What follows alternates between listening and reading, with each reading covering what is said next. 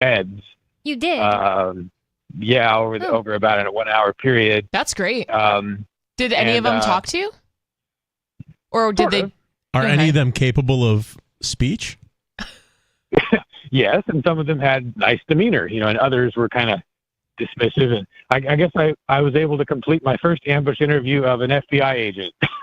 Yeah, that's like a bucket list item. Well, Which one do you know? It's a bucket list. It's probably not real good for my health, but it's been completed now. I'm sorry, what?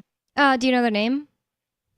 No, I didn't get his name. I didn't know he was FBI until after he went in. I'm not positive he was FBI. It's just that his car said that he was FBI. Okay. Well, so are those going to be up on RidleyReport.com, on Odyssey and Rumble? Odyssey and BitChute. BitChute, yeah.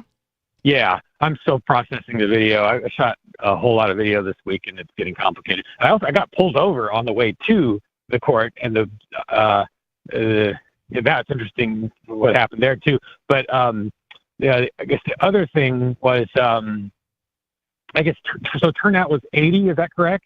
I just kind of guessed that. Somebody else said 100. It seemed like it was definitely less than the first sentencing hearing to me, but not by a lot. The first sentencing hearing had definitely over 100. So I just kind of guessed. There's a lot of people there. Yeah, I would gauge it at about the same, maybe even more. I'm bad at that, though. I'm bad at, like, how many jelly beans is in this jar? I'm not good at that sort of thing. So, and I also did not take a head count. Yeah, this time I didn't. Last time I did. So I don't know. I don't really know. But it was a great turnout, though. And I was I didn't know how that would go because it got postponed 2 weeks. And, sometimes people are like, well, I already showed up the first time. So it was nice to see some of the same faces. Some new faces were there. So, maybe people who wanted to go, that it just wasn't on a good day for them. So it was nice. Yeah. And if the listener doesn't know what we're talking about, I kind of didn't say, but we're talking about Ian Freeman's sentencing hearing where on Monday he got sentenced to 8 years in prison for selling Bitcoin to people who wanted to buy Bitcoin from him and then changed their mind later. He's a host of this show, and he's my husband, and it's really messed up, and we're all really upset about it. And the government has been prosecuting him about this for over 2 years. He has been on an ankle monitor and just other home confinement and being punished before being convicted and also after being convicted for almost a year before getting sent to jail today. And no, he only gets 69 days credit for the days when he first got arrested in 2021. He doesn't get any credit for the rest. Yeah, so and me and Zephan were actually talking about this outside the courthouse, right after the sentencing. You would think, it would be fair. If he's on home confinement, he has to, do all of these things. He has a probation officer, all this stuff, right? Like, this is very inconvenient. Shouldn't that count for something? I would say so. Right. Like, the judge, there's going to be a lot of people who say, oh, he did his job, by the book. That judge was biased, and I don't care what anybody says. He was a biased judge. He's playing the role. We got to remember. Well, they all are. We got to remember that all judges are lawyers. Yep. And at the end of the day, you're looking at like a 99.9% chance that lawyer is the same thing as a scumbag. And he used to be not just any lawyer, but a prosecutor. Yeah. Aren't they all? 75% of federal judges come from the prosecution side, not the defense side. Yeah, so that doesn't sound very fair to me. And I knew this guy. He's an absolute yahoo. I knew that he was biased the second I heard him refer to Ian, talking to Ian as "you people." That was at a hearing a long time ago, right? It was quite a while ago. During the trial. Oh. He said, I looked up what you people believe. Wow. Yeah. You people? So, Ian is you people? Wow. I'm actually going to disagree with you. I think as far as federal judges go, I don't know any personally, really. But I think he was rather fair compared to what it could have been. I'm not saying, obviously, like, they got everything wrong here. I don't think Ian should spend a day in prison, never mind 8 years. But I do think it could have been, like, the sentencing guidelines was, like, over 200 months. Well, the thing is, the sentencing guidelines are guidelines. He could have smoked. He could have said. He could have done nothing. He could have exactly. smashed his gavel and said, "Time served. Ian, have a good life." But what judge would have done that? Like, just being realistic here. This is the state. This is the injustice system of the U.S. sure. Here's why he's biased, Nikki. He had the opportunity to throw out these charges of tax evasion, which the jury found him guilty of after they are supposed to have found without a shadow of a doubt that Ian knew he owed taxes, that any person would assume that be able to know that they owed taxes. And the witness went on the stand and said it's very possible, it's 100% possible that he owes nothing. And Ian's lawyers, Sisti and Guerrero, asked him to reconsider throwing those out, and he didn't say a word about them. And then he tells them, "Oh, it's very unlikely that the appellate judge is gonna throw these out." So he's. I mean, they all. But I said he was biased because every single judge is going to be biased, right? You know what I mean? Like they work for the state, so and that's why the whole system is completely unfair. Because, you know, like all of these people, the cops, the FBI agents, the lawyers, the judge, or the prosecution, the judge, they all work for the same team. And obviously, like, we know this. We've been saying this on the show for forever. Even on the day, Monday, every time a person who was speaking for including me, myself, anybody who was speaking for the defense started talking, he was like, slow down in the middle of you talking, just like a way to just like show that he's in charge. He's I think and the he didn't do his Stina, prosecution. I think the Stina was keeping up with it, especially since it's on like literal audio recording now. I mean, court stenographers aren't under as much pressure as they used to be, but he was still definitely jumping in saying, slow down, Only slow down. to the defense. He never said it to Georgiana McDonald, who went up there talking like just exactly like I'm talking now. I had to That's talk actually like, a good point. I didn't notice that. Yeah, but he did it with David Hathaway too, Yeah. and he did not like Hathaway. He was so rude to David Hathaway, the sheriff who David Hathaway is a sheriff from Arizona that used to be a DEA agent and has grown to look up to Ian a lot. And Ian's, you know, the ideas that Ian puts across in the show got into David Hathaway's head, and he really liked him. And next thing we know, we have a sheriff in Arizona. It's Arizona, right? Yep. That is he's a basically voluntarist. Yeah, he is. He And described himself as one. He's an absolute great guy. Yeah, He's super an nice. Him absolute and his wife, great very guy. nice people. You know, this is a guy who was a federal agent himself and has been in court, and he said this during his speech to the judge. I've been in a lot of federal courtrooms doing exactly this, except on the other side. Yeah, you know, and for him to say that, I think he knows what speed to speak at. Like for him, for Mr. Hathaway, being in that courtroom was there was nothing nerve-wracking about it.'s been there a ton of times. He's probably the best choice for a person that you could ask for to go speak on Ian's behalf. And the judge still stopped him mid-sentence a couple times. This judge, he does this weird thing. Everybody who's seen him points out these weird faces he makes the whole time you're talking. And while I was talking to him, he was glaring at me. I was looking right at him, sincerely talking about my husband. And he's like looking at me like, if you can't see on the radio right now, well, it's glaring. Bonnie made a face. Yeah. But yeah, I noticed that too. He I don't know if the guy had like a nervous twitch or if that was intentional or he just can't contain his feelings. I mean, there's a lot of emotionally unstable people who work for the United States government. Yeah, I mean, I don't when they're doing their psychological profile. I mean, you got to take a psychological profile exam when you get a job at Texas Roadhouse. You know, or you name it. If you're working for corporate America, you're getting some kind of a psychological screening. I swear to God, you're not allowed to have a job with the U.S. government unless you have passed the psychopath test, or at least you're missing parts test. I don't see how it's possible that the prosecution wasn't all psychopaths, but. Maybe, well, I mean, they're lawyers. Yeah. So, you know, I was talking to Hathaway at dinner one night when I first met him. Ian actually told me about him. He said, you should go introduce yourself to that guy. He's a really cool guy. I was like, all right, keep my eyes open for him. And I found him and I did. And we had the most interesting conversation. And one of the things I said to him was when it came to the feds actually being in our house, the one thing I could see in all of their eyes is that honesty didn't matter. Achieving justice didn't matter. The only thing that mattered was putting a check mark in their W column. Yeah, winning. Yes. They did not care whether what they were doing was right or wrong. They wanted the W, and that was it. You have to be soulless to do that kind of job. completely. The lead investigator that we had, the red-haired lady, she absolutely, when you look into somebody's eyes and you see that there's nothing in there, that was her. And, at least the IRS guy that was there had like a soul. I know because I hurt his feelings a little bit, I think. But I mean, that the FBI lady had absolutely no. I confronted her in court too. She had this woman that was like an intern with her, and she sent her to go sit by our table at lunch. So I sat right behind them in the courtroom to piss her off. Like, what, you don't like people watching you? I don't know. And she went.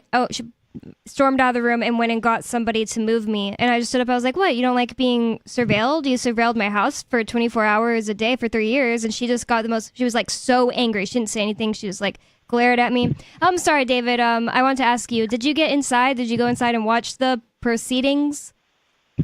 I did go in later on. Actually, what I did was I had a bunch of ambush interviews I wanted to do at the State House around 10:30 a.m. So instead of just being another body in there kind of sitting and listening, I went ahead and did that and then came back. So I came back right about the time that I thought Ian would, like everyone was gone, probably except Ian, right? Mm-hmm. I thought if I can get in there and just try to see him, or at least make sure they know that someone wants to go in and see him in holding, that would be valuable.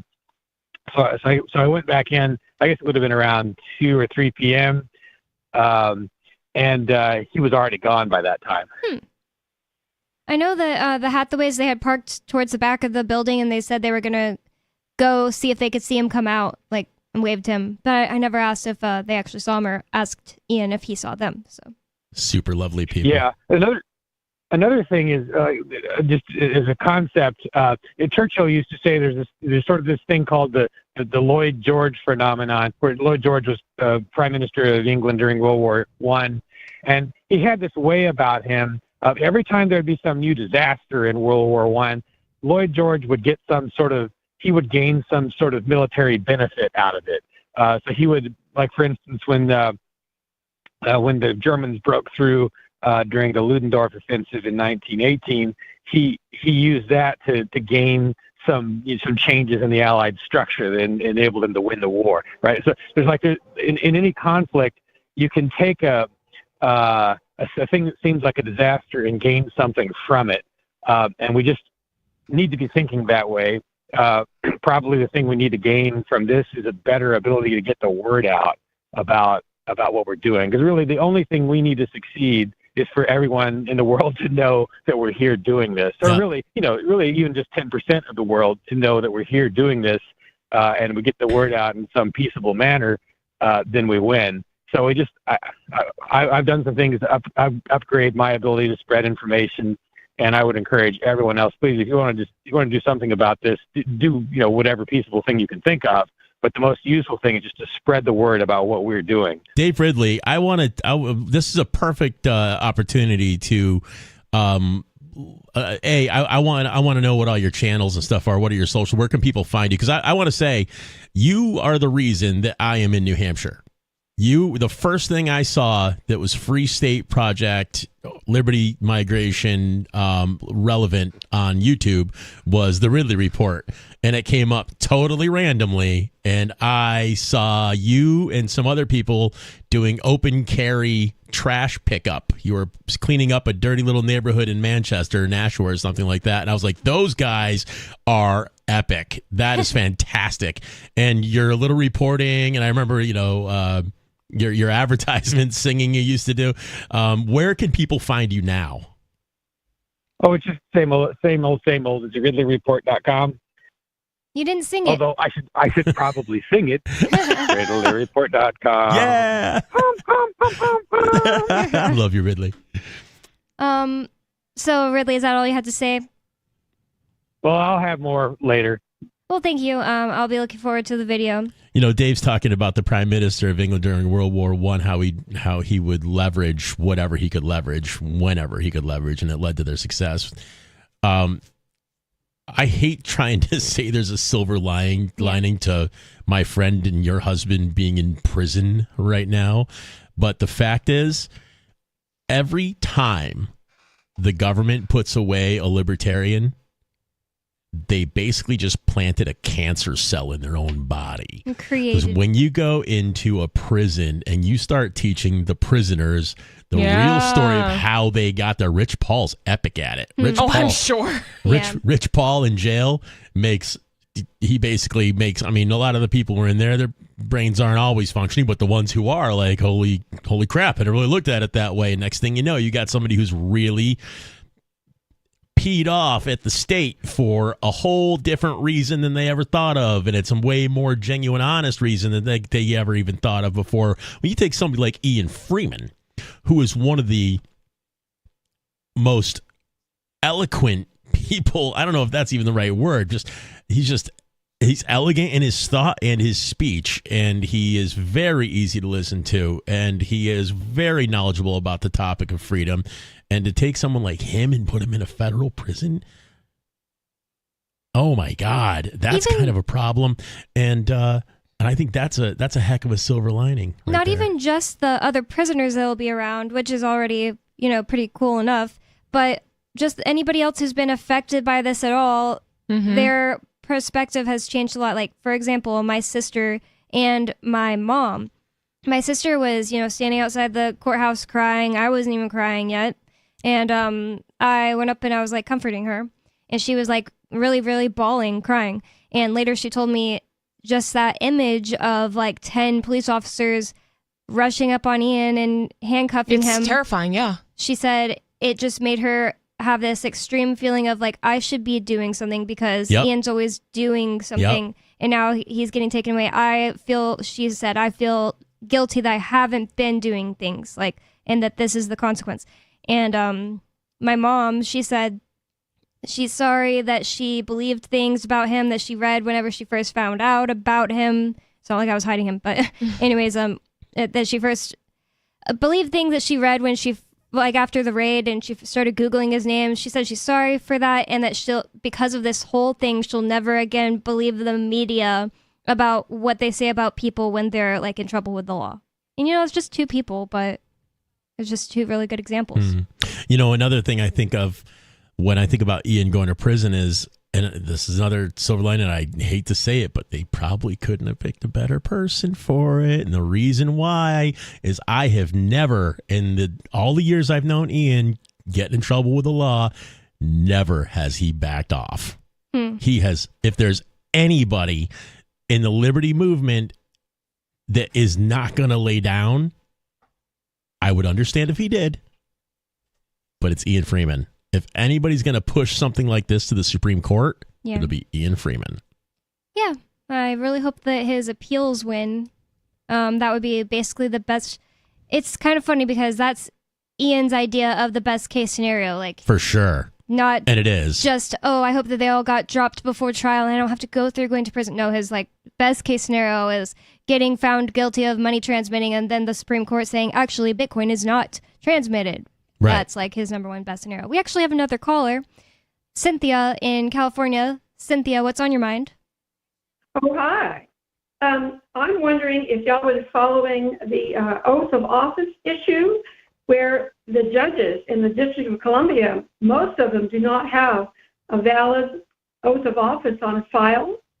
And that means that under the law, assuming we follow the law, the real law, that everything they did is null and void, and they can be sued and prosecuted for impersonating an officer of the court. I've heard of this before. This is kind of like Jay Noon territory, and I don't know if that would ever work, because you got to remember they're working for the same employers, and right. They actually are part of the bar, which is the British Accredited Registry, and under the Constitution, states may not contract or affiliate with foreign entities. That's right. And they have. There's a whole lot of constitutional things they're doing wrong, and I tell you, the constitutional movement is starting to gain some steam. Well, I mean, the constitutional movement's always. I came into the. I'm an anarchist, but I wasn't always. I was actually a confused, liberty-leaning Republican, and I thought that the Republicans weren't Republican enough for me, so I moved on to the Conservative Party, which we have in New York, where I'm from, and I've realized that these people are just like extremely religious and want to lock people down in other ways. I'm like, why can't we just get away from the warfare? And somebody said, hey, there's this thing called libertarianism. Check it out. I'm like, oh, that's me. And then I realized even libertarians are trying to prop up the state and keep that thing going. Or that's just a lost cause, I'm following the work and interpretations of the man who says that police forces, being 24 hours a day, 7 days a week, 365 days a year, year after year, are actually a violation of the Constitution because they constitute a standing army. Well, I agree. makes sense to me. They are a uniformed standing army. I agree with that wholly. I've said that before myself. Thank you for the call, Cynthia. Anybody else that wants to call in, 603-283-6160. More coming up. It's Free Talk Live.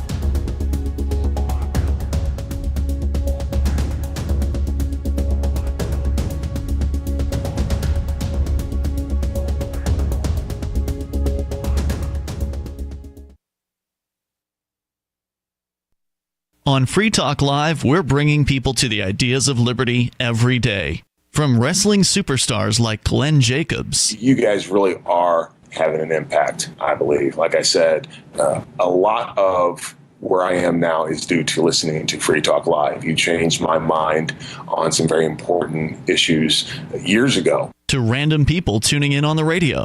I was kind of stuck in the left-right paradigm. I heard your show by chance on a Saturday night.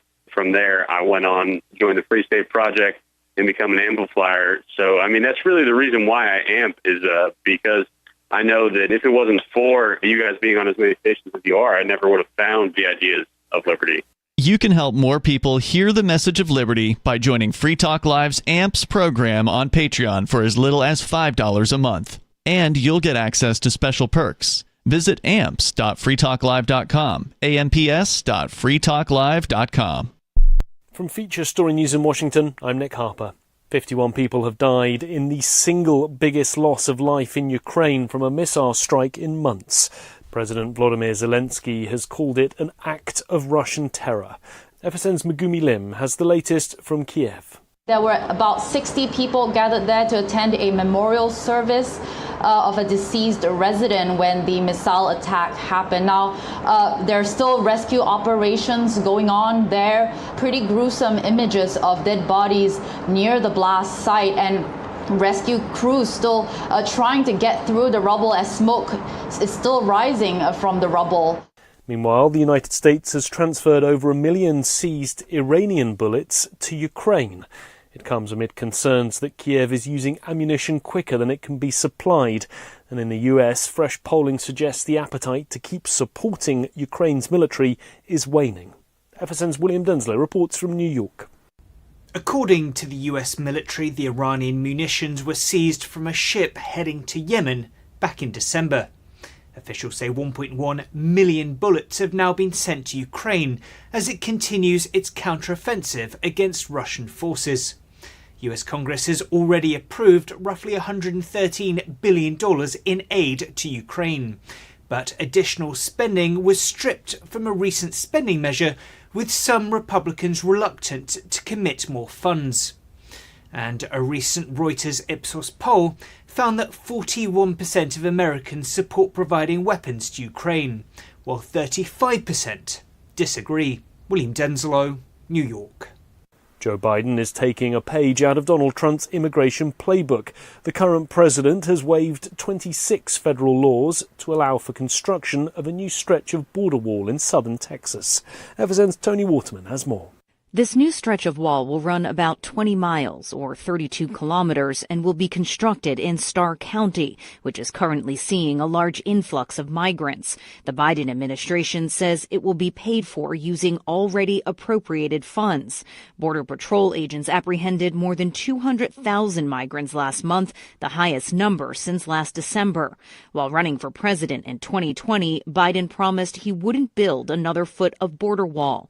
But amid this latest surge in migrants, he's coming under increasing pressure from both Republicans and Democrats to do more to stem the flow. A man who shot and injured 10 people in a crowded New York City subway carriage has been sentenced to life in prison.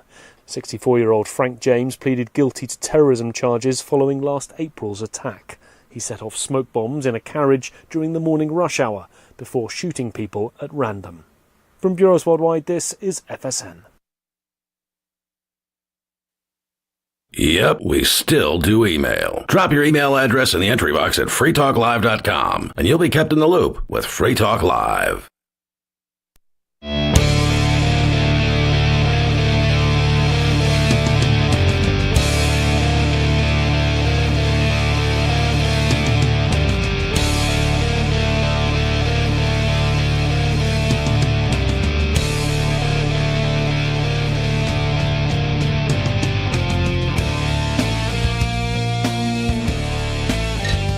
Free Talk Live, talk radio that you control. 603-283-6160 is the phone number for you to call. 603-283-6160. It's Free Talk Live, and with you in the studio tonight, it's me, Bonnie, Matt, and Nikki. And we're going to go right into the phone call since it is an open phone show. Ricky in the Commonwealth of Pennsylvania, you're on Free Talk Live. Thank you there, Miss Bonnie. Sister Nikki, Brother Matt, good evening. Good evening, sir. Well, upon listening to last night's call that I struggled through, I heard you say, Miss Bonnie, that you had questions. Now, whatever questions they may be, no matter what they may be, I may have simple answers. What do you mean? Well, concerning my call about how I was screwed out of stem cell research because I was Ricky from the Commonwealth. I don't know. You kind of said that you didn't know the answers to those questions. No, I do know. I know. Oh, it was definitely that. There's no doubt about it. You know. Well, that really sucks.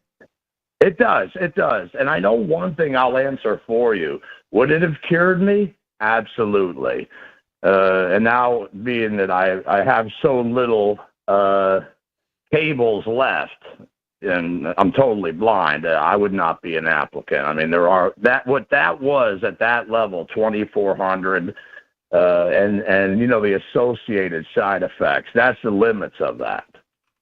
Okay, so if the listeners don't know what Ricky's talking about, he called in last night to say basically because of cancel culture, he was denied access to the stem cell research type, or more not like research, a treatment, right? Treatment, yeah. Like an experimental treatment? Yeah, experimental, that's what I meant.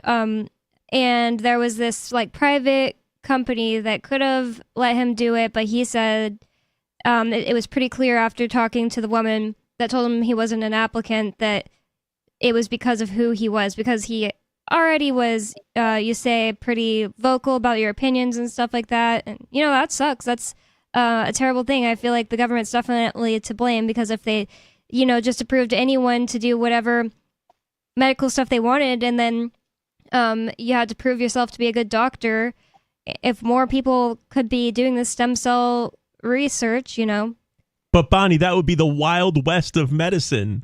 We would all die. And the craziest part about that theory, though, because a lot of people, they're like, well, we need doctors and nurses to have licenses, because how else? We at least need a threshold of you at least need to be this competent to be able to practice.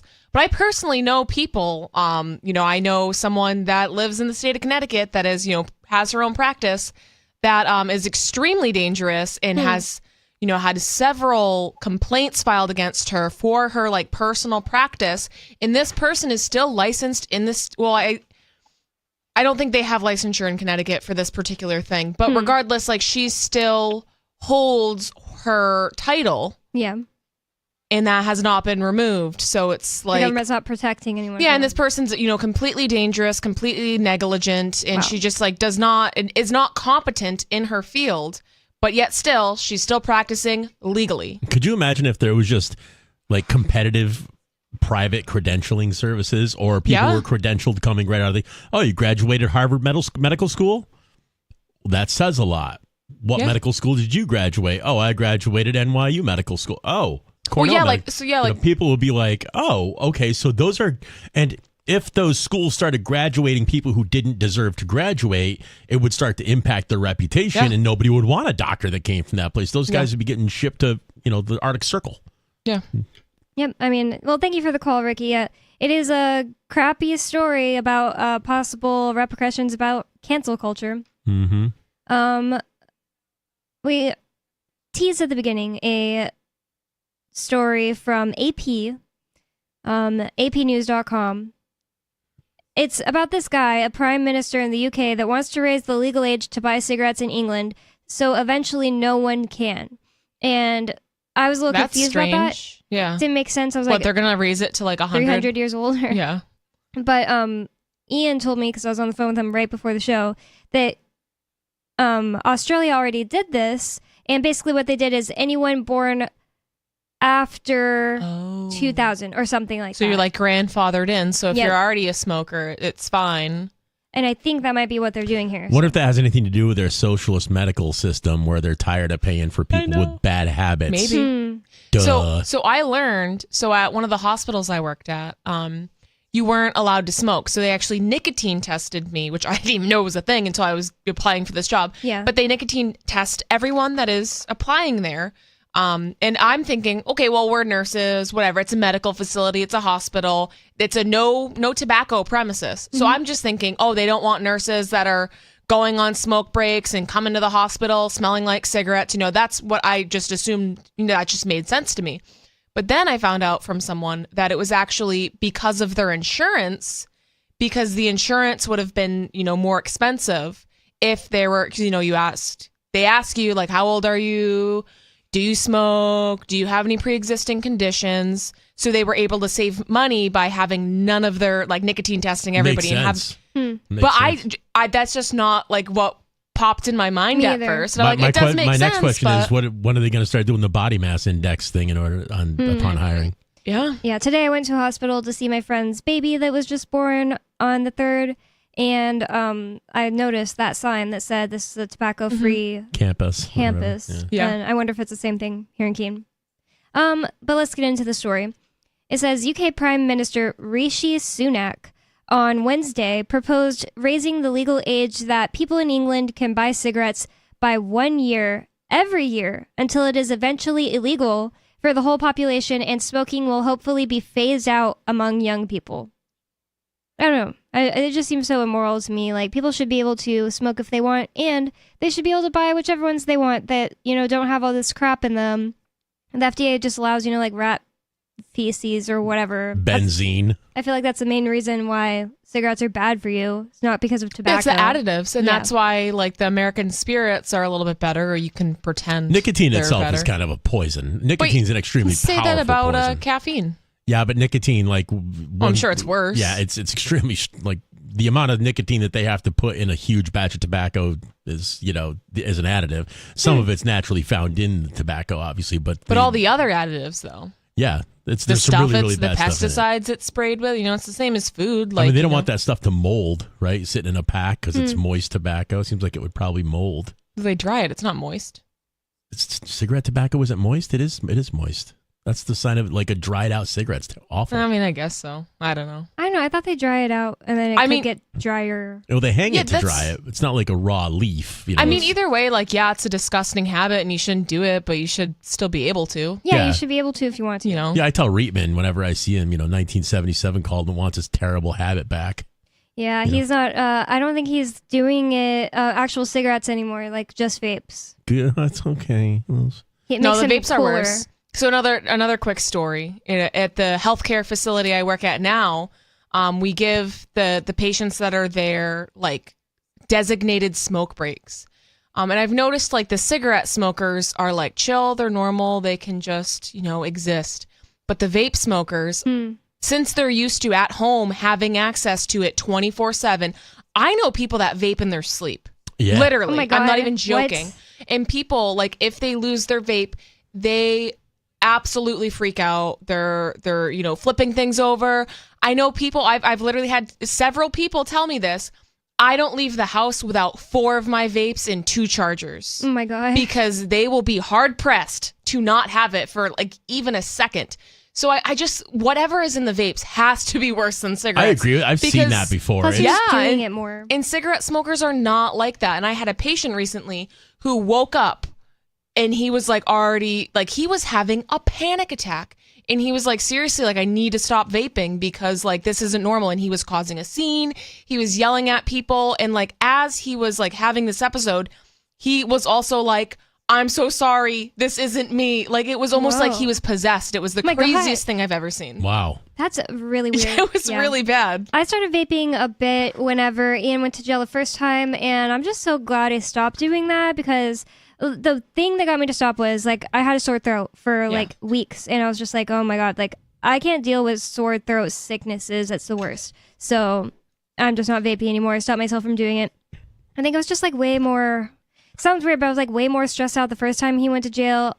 I think it's literally just, like, self growth more than... Yeah, it's not like this is a less stressful situation. But the other thing is, I know he's going to be gone for a fixed amount of time now. It's not like back then I was just like, will I ever see him again? Yeah. Like, that they were trying to keep him until trial.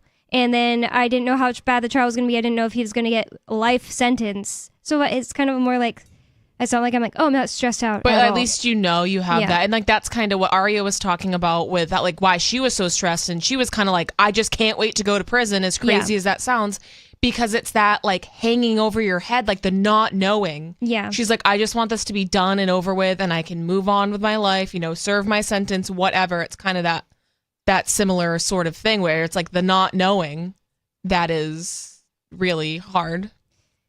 Yep. I just think it's probably worse for you because, like you're saying, people are doing it more. And then there's definitely more additives because there's all those flavors and stuff. Now, it's kind of like I smell it when somebody does it next to me and I get kind of grossed out. Like, it doesn't matter the scent. Yeah, it's really, like, strong and artificial. And I think another thing, we know what cigarettes do to, you know, like, it's been researched, it's been studied.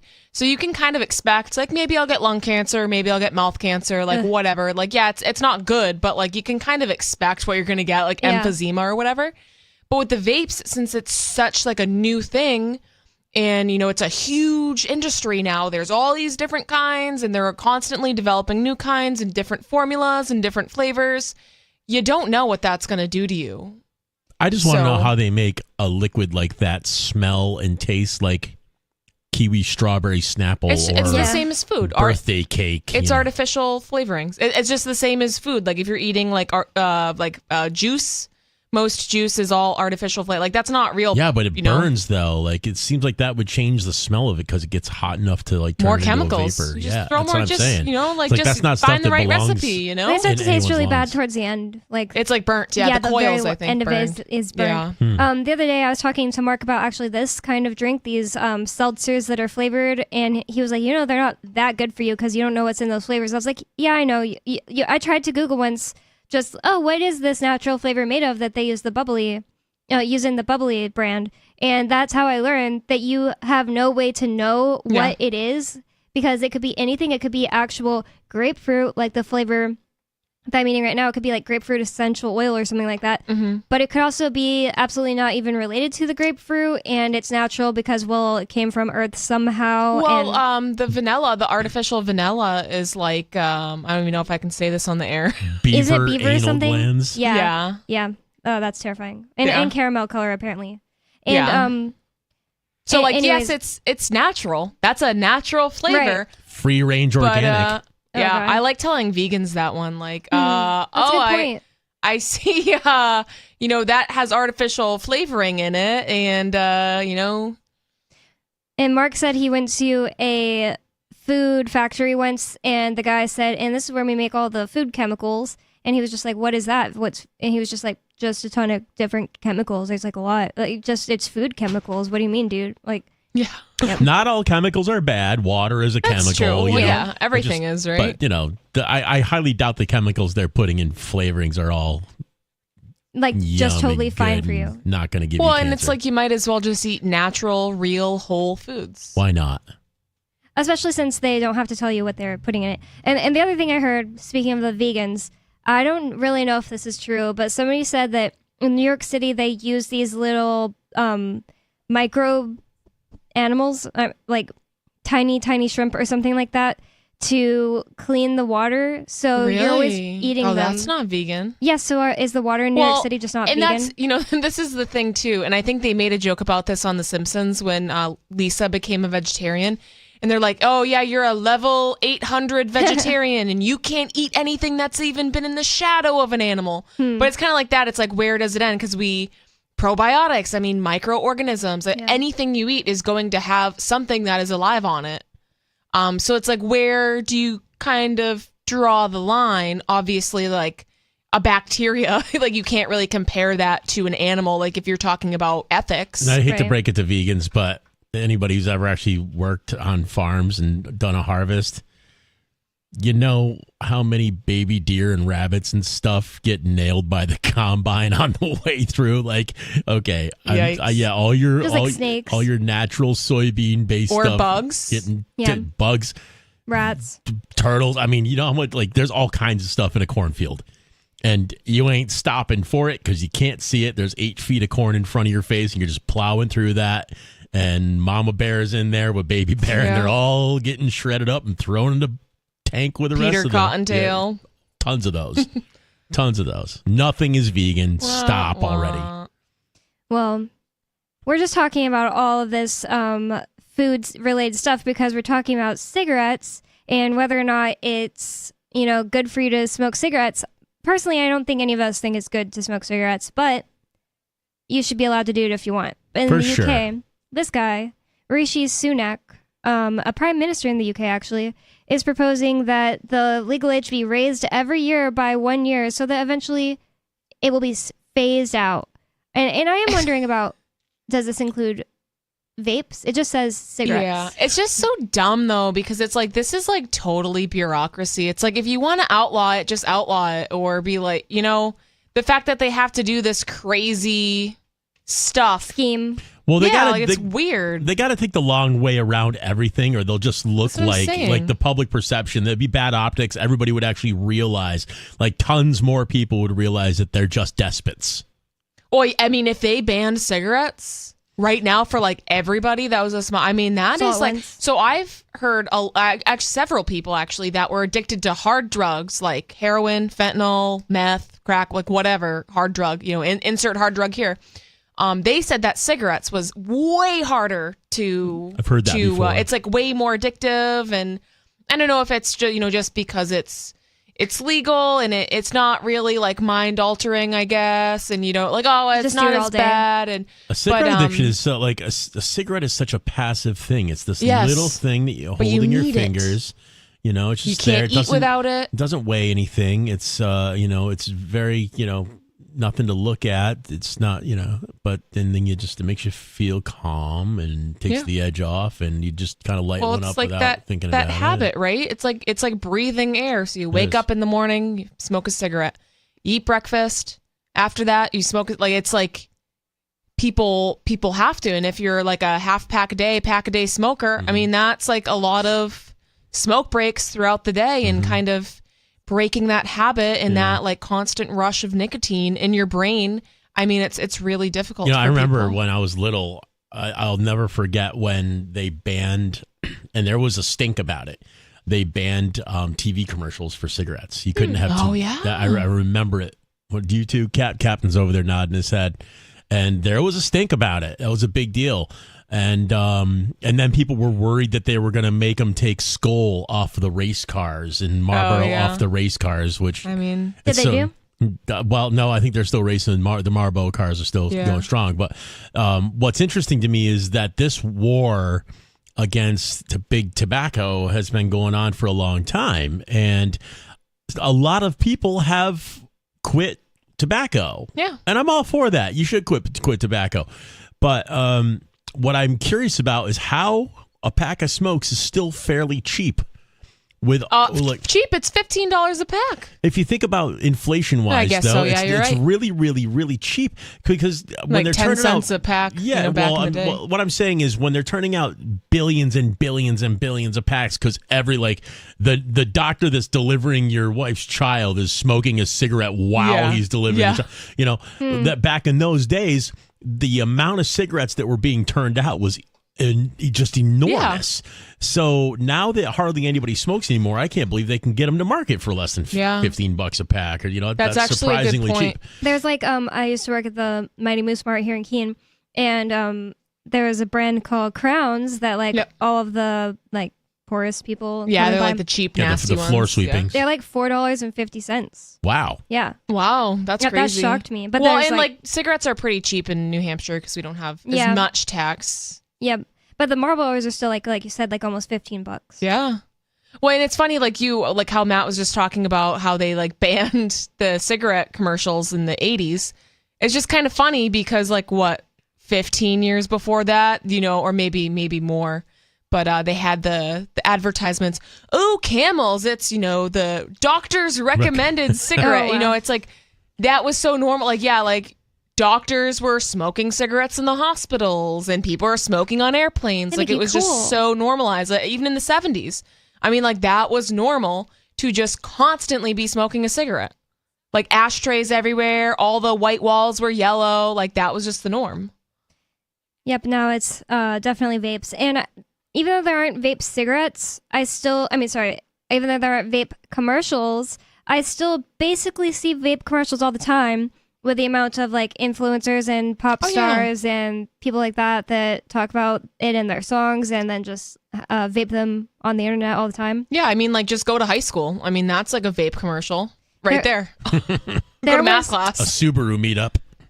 Yeah, no kidding. There was this picture that went viral on Twitter, and it was this huge trash bag full of vapes, or at least a Walmart bag, full of all different vapes of shapes and sizes and colors. And it said, "My friend is an elementary school teacher in South California. This is just what they confiscated the other day, or the other week, or something like that." And it was elementary school. You said elementary school. Where are they getting the money? Where are they getting those? Maybe they're just taking them from their older siblings. That's crazy. I don't know. I wouldn't have even thought of something like that when I was in 5th grade, and that's the oldest you could be in elementary school. That's wild. Yeah, it's pretty funny. Or not really funny, but it that's tells pretty you terrible, honestly. How bad it is. Yeah. I really hate being out in public, and then all of a sudden I'm like, oh my god, grapefruit lemon limeade. Yeah, it's almost like an assault. Yeah, I feel like I'm smelling your breath. I don't want to inhale that. Also, the whatever chemical is in that, I don't want There's that. And also, I know this has been in your mouth. It's like you just spit on me. Yeah. Wear a mask right while you do lungs. that. Jeez. Yeah, it's so the clouds are obnoxious. Yeah. And the really huge ones, yeah. And it's vape people pride themselves on their cloud, and it's what? Yeah, loser. Get that. I'm glad that atmosphere is a away from me. little bit. It's not that bad anymore because there used to be the ones with the battery packs. The and box mods, I think they call them. Yes, those whole big things. Yeah, and now mods. it's more just about the addiction. Yeah, the now way it's it just the should be. little sticks. Yeah. Keep it pure. Yeah. It has the little. They have the little disposable ones now. But yeah, I still don't know if this law is applying to vapes. It doesn't sound like it is. It says, setting out his plan at the annual Conservative Party conference, Sunak said he wanted to stop teenagers taking up cigarettes in the first place. It is currently illegal for anyone to sell cigarettes or tobacco products to people under 18 years old throughout the UK. And that's all it says about it. It says Sunak's office said the incremental changes would stop children who turned 14 this year and those younger than that from ever legally being sold cigarettes in England. And I'm thinking this has got to have something to do. Their social health care scam is probably going belly up for lack of money. Yeah. Well, so we they're did probably they're probably going to try to make old people die faster and get young people not to get sick in the first place. So for a while, I don't remember exactly what it was, but maybe a few weeks ago we did a story on a Wednesday night show about how, or maybe it was Sunday. Well, it doesn't matter what day it was, but about how the UK national healthcare system, I think is what they call it, is failing. Not because and a bunch of doctors are protesting, and I've been seeing stuff online about doctors and nurses striking, and the whole system is failing. And it can't be our healthcare. The state of healthcare in the United States is pretty bad. Lots of doctors and nurses striking here as well. Yeah, I just but saw it that can't be as bad as it is in the UK. And I've even heard some bad stuff about Canada too. For sure, there's tons of bad stuff to talk about Canada's system. Well, it makes sense. Anytime you want other people to pay for the worst of society's worst habits and fattest people and sickest people and just expect it to go on forever, I think that Ponzi scheme is going to be over soon. 603-283-6160. It's Free Talk Live. More coming up.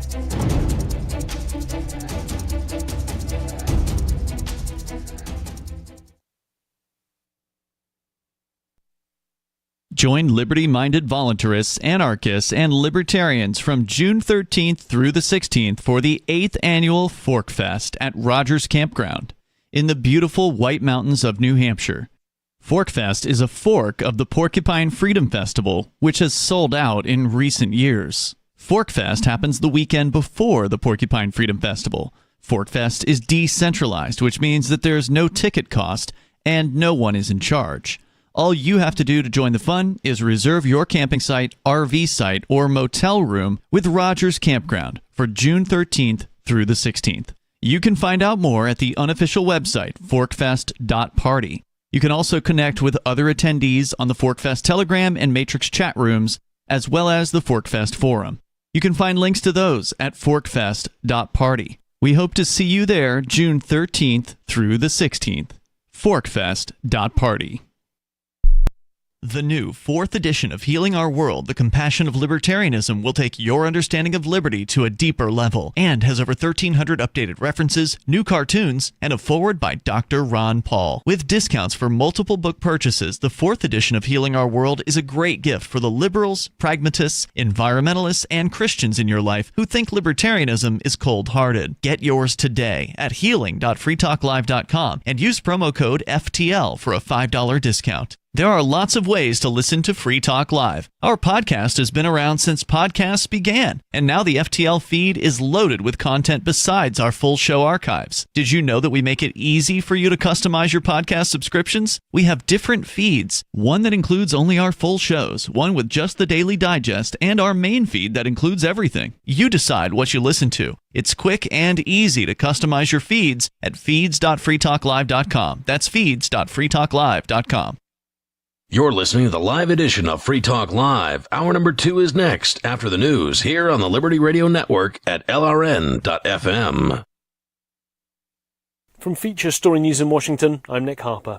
51 people have died in the single biggest loss of life in Ukraine from a missile strike in months.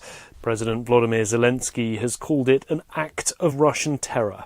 FSN's Megumi Lim has the latest from Kiev. There were about 60 people gathered there to attend a memorial service of a deceased resident when the missile attack happened. Now, there are still rescue operations going on there. Pretty gruesome images of dead bodies near the blast site, and rescue crews still trying to get through the rubble as smoke is still rising from the rubble. Meanwhile, the United States has transferred over 1 million seized Iranian bullets to Ukraine. It comes amid concerns that Kiev is using ammunition quicker than it can be supplied. And in the US, fresh polling suggests the appetite to keep supporting Ukraine's military is waning. FSN's William Denslow reports from New York. According to the US military, the Iranian munitions were seized from a ship heading to Yemen back in December. Officials say 1.1 million bullets have now been sent to Ukraine as it continues its counteroffensive against Russian forces. US Congress has already approved roughly $113 billion in aid to Ukraine. But additional spending was stripped from a recent spending measure, with some Republicans reluctant to commit more funds. And a recent Reuters Ipsos poll found that 41% of Americans support providing weapons to Ukraine, while 35% disagree. William Denslow, New York. Joe Biden is taking a page out of Donald Trump's immigration playbook. The current president has waived 26 federal laws to allow for construction of a new stretch of border wall in southern Texas. FSN's Tony Waterman has more.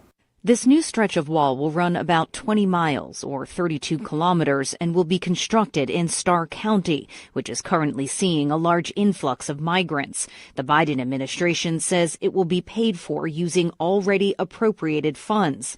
Border Patrol agents apprehended more than 200,000 migrants last month, the highest number since last December. While running for president in 2020, Biden promised he wouldn't build another foot of border wall. But amid this latest surge in migrants, he's coming under increasing pressure from both Republicans and Democrats to do more to stem the flow.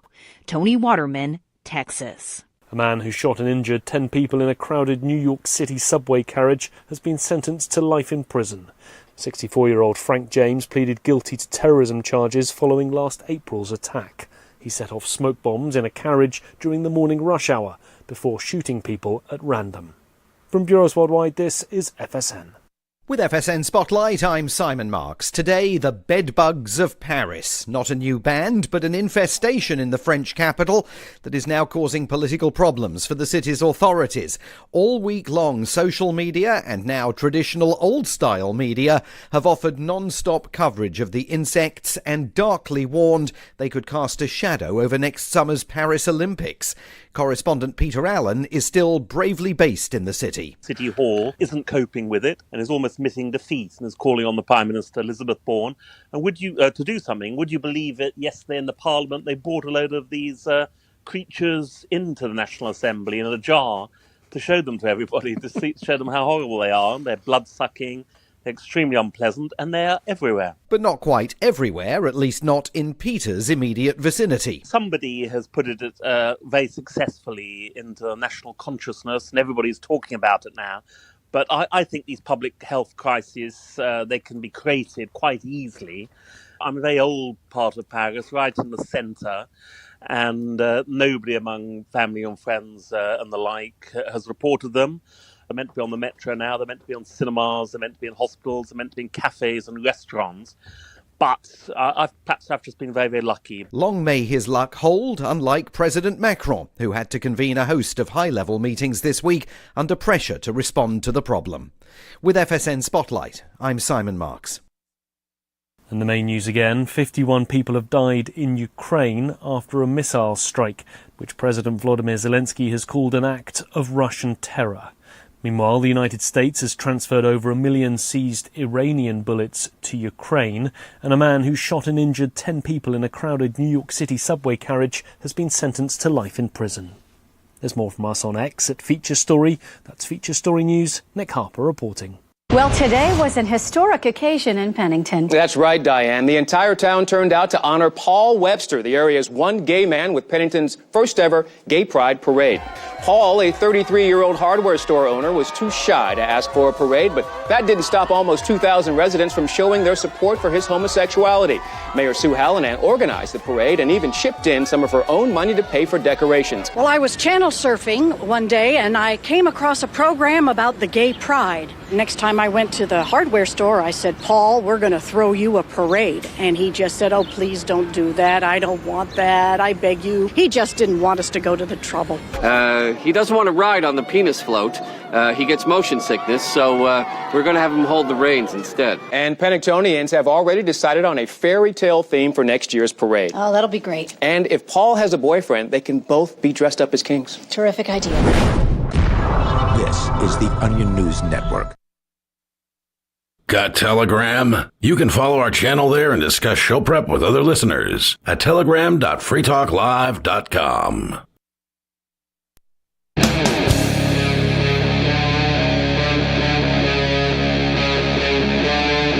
Free Talk Live.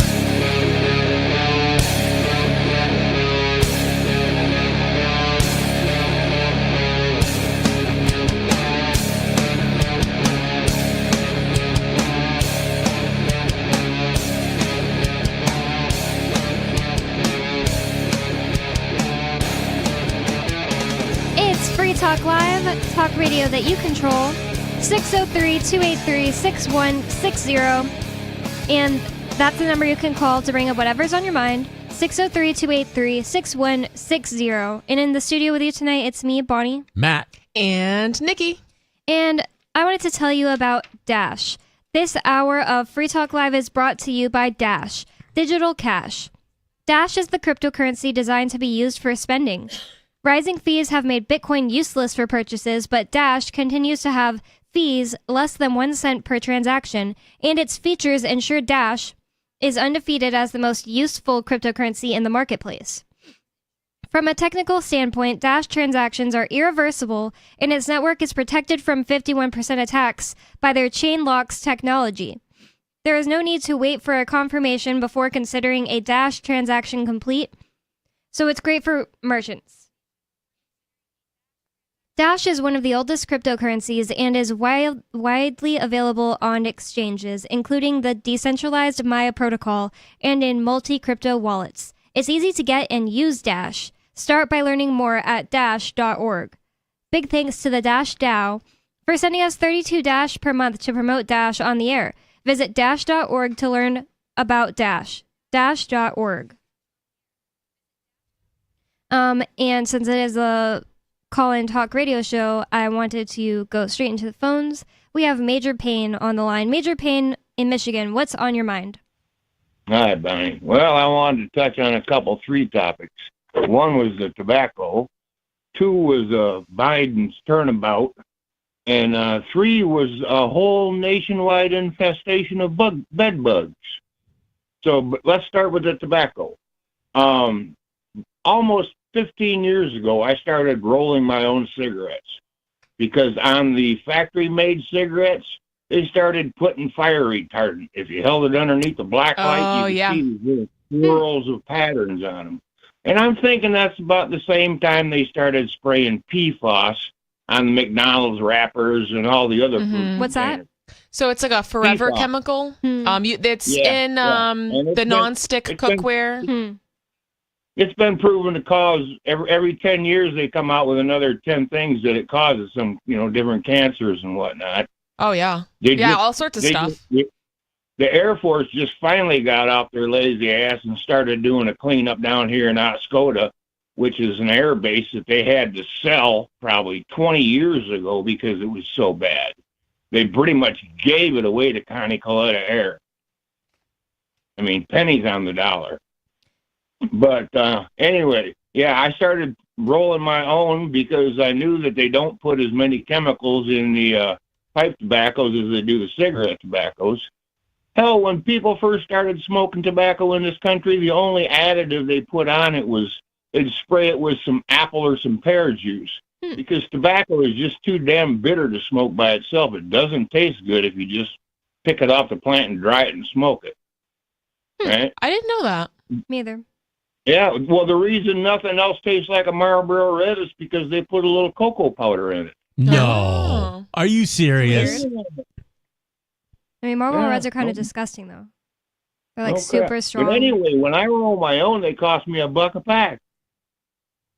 Yeah, that's about what I was, because when I quit smoking, I was rolling my own at the time too. Isn't that's like the way it's like, I'm going to quit, but maybe if I do rollies, I'll just smoke less. And then you become like a machine rolling these cigarettes. And it's like, how'd that work out for you? Yeah, I never did that. I was smoking Marlboro menthols, or I think they're called Marlboro Smooth menthols, something like that. And I just needed them to taste like not really like a cigarette, just like burning gum or something. Well, some people buy those little electronic machines. I knew one guy that had a hopper gizmo. He could dump a whole box of tubes in one side and a few cloths full of tobacco in the other side, and it would spit you out a carton of smoke. That's pretty cool. It's hardcore. But the guys that get these little handmade jobs, I mean, they'll sit around and they'll make 20, 30 cigarettes, whatever they need for their day's ration, and take them with them to work. I just got one of those little hand stuffers, and if I don't have time to sit down and make a smoke, well, I guess I don't get a smoke. Yeah. Because I don't have it right handy in my top pocket. Yep, you're smoking a little less if you roll them by hand or with your little contraption where you just roll the contraption, right? I think I know what you're talking about. Yeah, I think so. I mean, because you got to basically, my buddies used to call it my purse. I'd take an old tube box, and I'd put a handful of tubes in one end, and my little stuffer thing in That's there. right. And then a sandwich bag of tobacco, so For sure. I always had to carry it on my little purse. Yeah. So they made fun of me for that, but I mean, that only lasts so long. I can take and get dog for stupid things. Yeah, that's pretty But funny. anyway, what Biden has done is deactivated 28 laws that he has enacted during his term here. And he's going to put another 20 miles of border wall along the Rio Grande. Whoa. And he says, oh, the funds are already appropriated. Well, you know who appropriated them? Trump. And they stuck them in a shoebox in the closet the whole damn time. And they took all the materials that he had purchased to build the wall and sold them for scrap at, maybe 10 cents on the dollar. So, I mean, the right hand don't know what the left hand's doing. The more interesting part about this to me is Biden isn't as pro-open border as people act like, and, he isn't as different from Trump as people act like. Well, Trump had a mind of his own. Biden is a tool.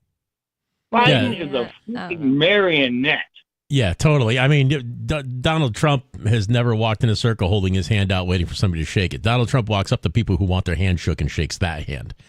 Like Exactly. Joe Biden walks into absolute blue sky and will shake somebody's hand that isn't standing there. Oh, yeah, there was like a ghost he shook the hand of He's once. done that a lot. He's done Well, it he a is, concerning amount of times. closer to the veil, as they say.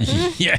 It's a nice way to say it. Only by a few years, though. Yeah. He just seems older for some reason. When you deal with people for a living, you get to read them pretty quick.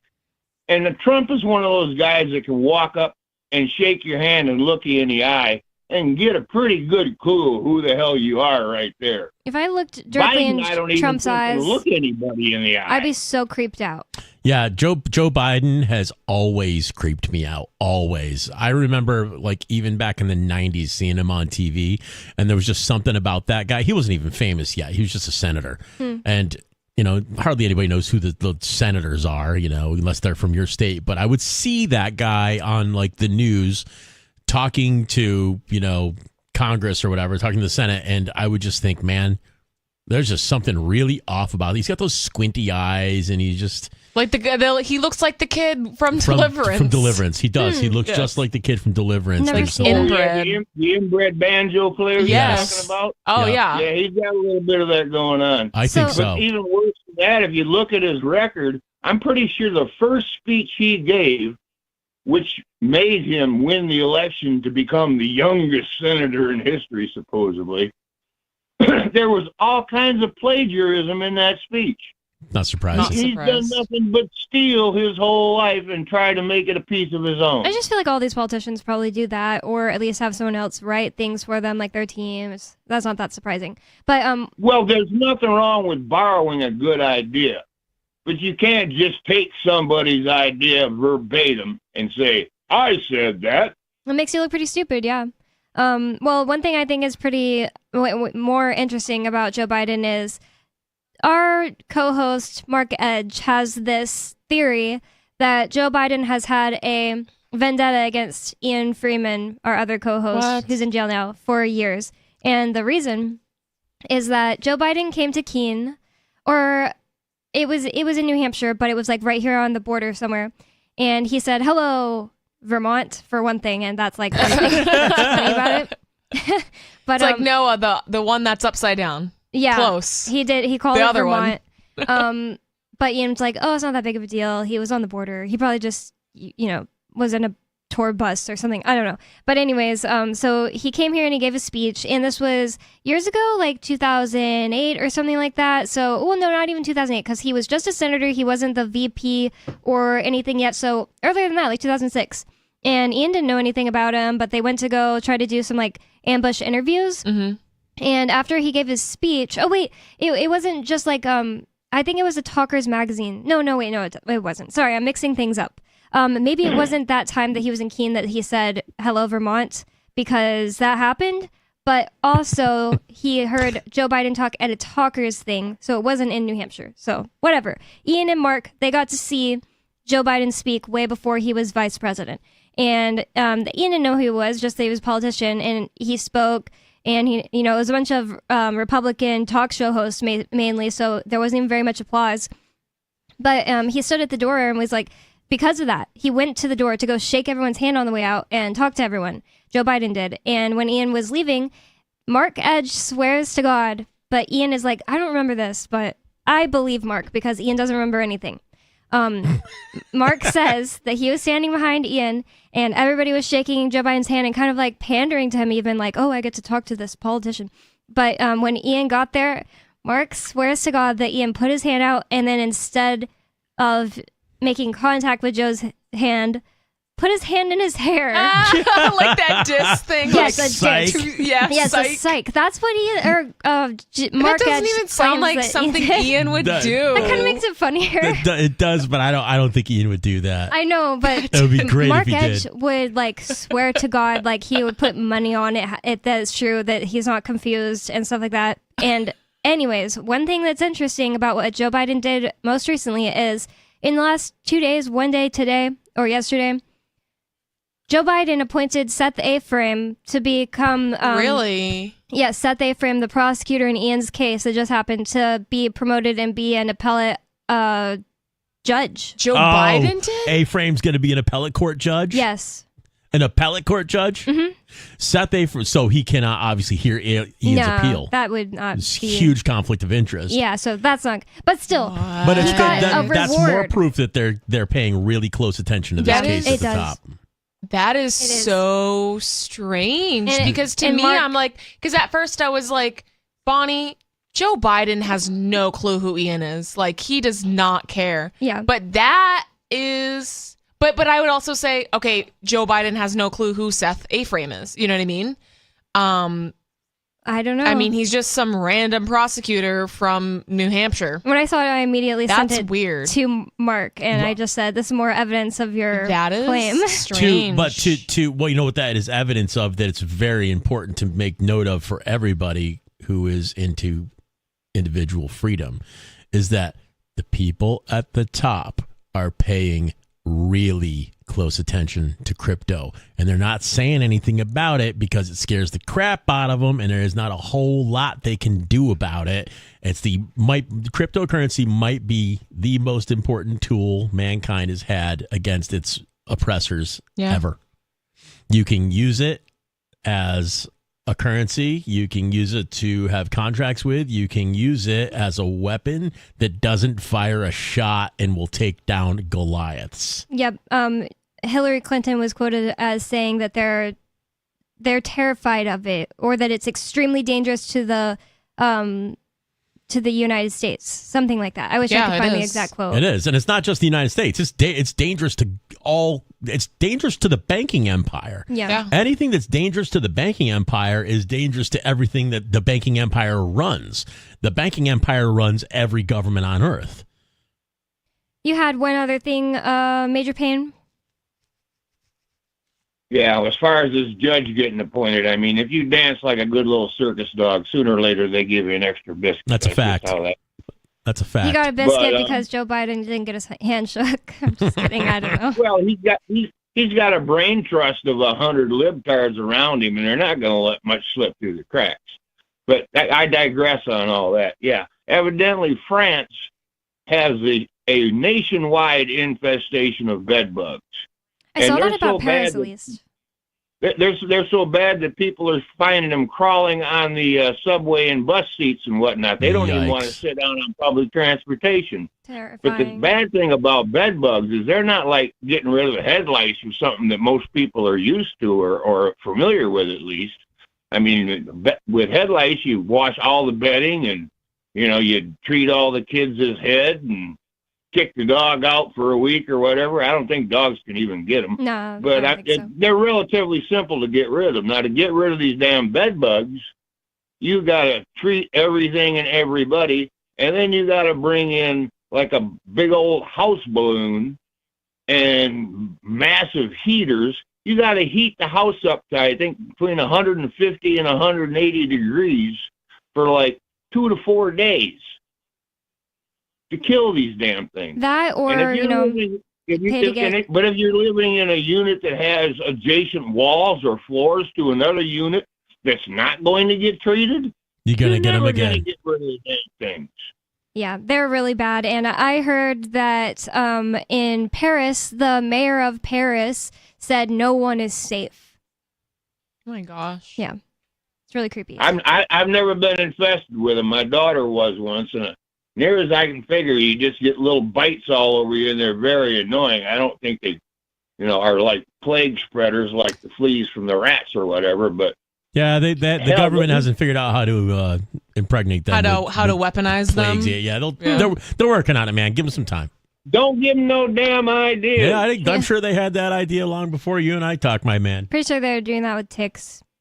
Already. Probably, yeah. There's a lot of conspiracy theory about Lyme disease being tracked back to ticks being tracked back to like some Montauk island. Yeah, I think you told that. Spotted Rocky Mountain fever too. I caught that down in Georgia, not very far from Paris Island. Matter of fact. Well, that's not good. But bed bugs are slow and creepy. Ticks are like the paratroopers of the bug world. Yeah, they fly through the air. Yeah, I hate that. The other thing is Paris Fashion Week. They don't fly through the air, Bonnie. They have like a cupped body, and they'll sit up in the woods. I know they don't fly. They'll sit up in the trees in the woods, but they got this kind of like X-ray vision where they can see a living thing from just a regular thing.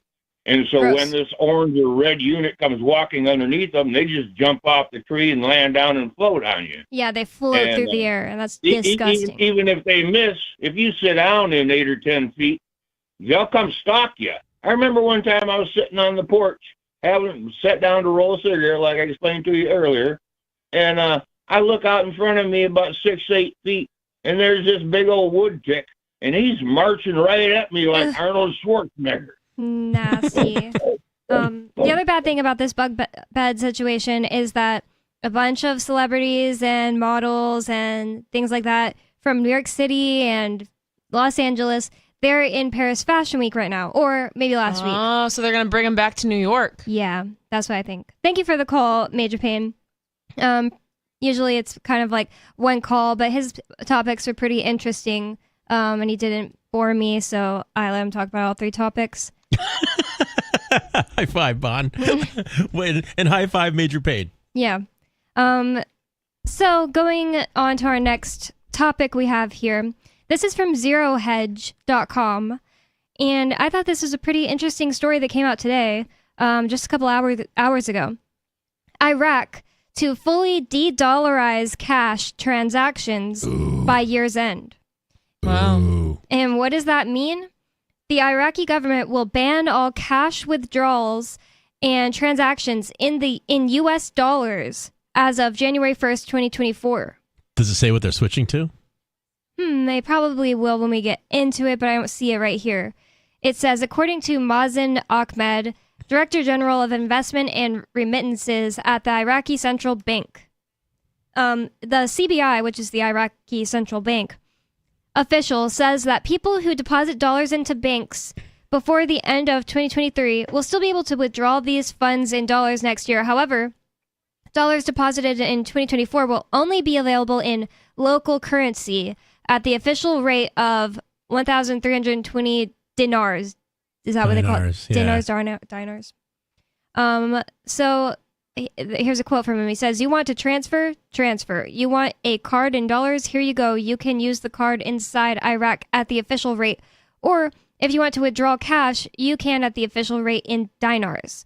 But don't talk to me about cash dollars anymore." That's kind of a weird way to speak for some official. Well, a lot of U.S. cash was just absolutely blasted into Iraq for decades because they were paying. There was a lot of hush money going into Iraq. There was a lot of, they found bunkers full of $100 bills. There were like billions of dollars of cash when they invaded Iraq the first time. People and they put it on the news as if it was, look at what they've been hoarding over here. Well, no, they were burying it. They didn't know what to do with it. They had too much of it. Like Saddam Hussein was literally just burying the stuff.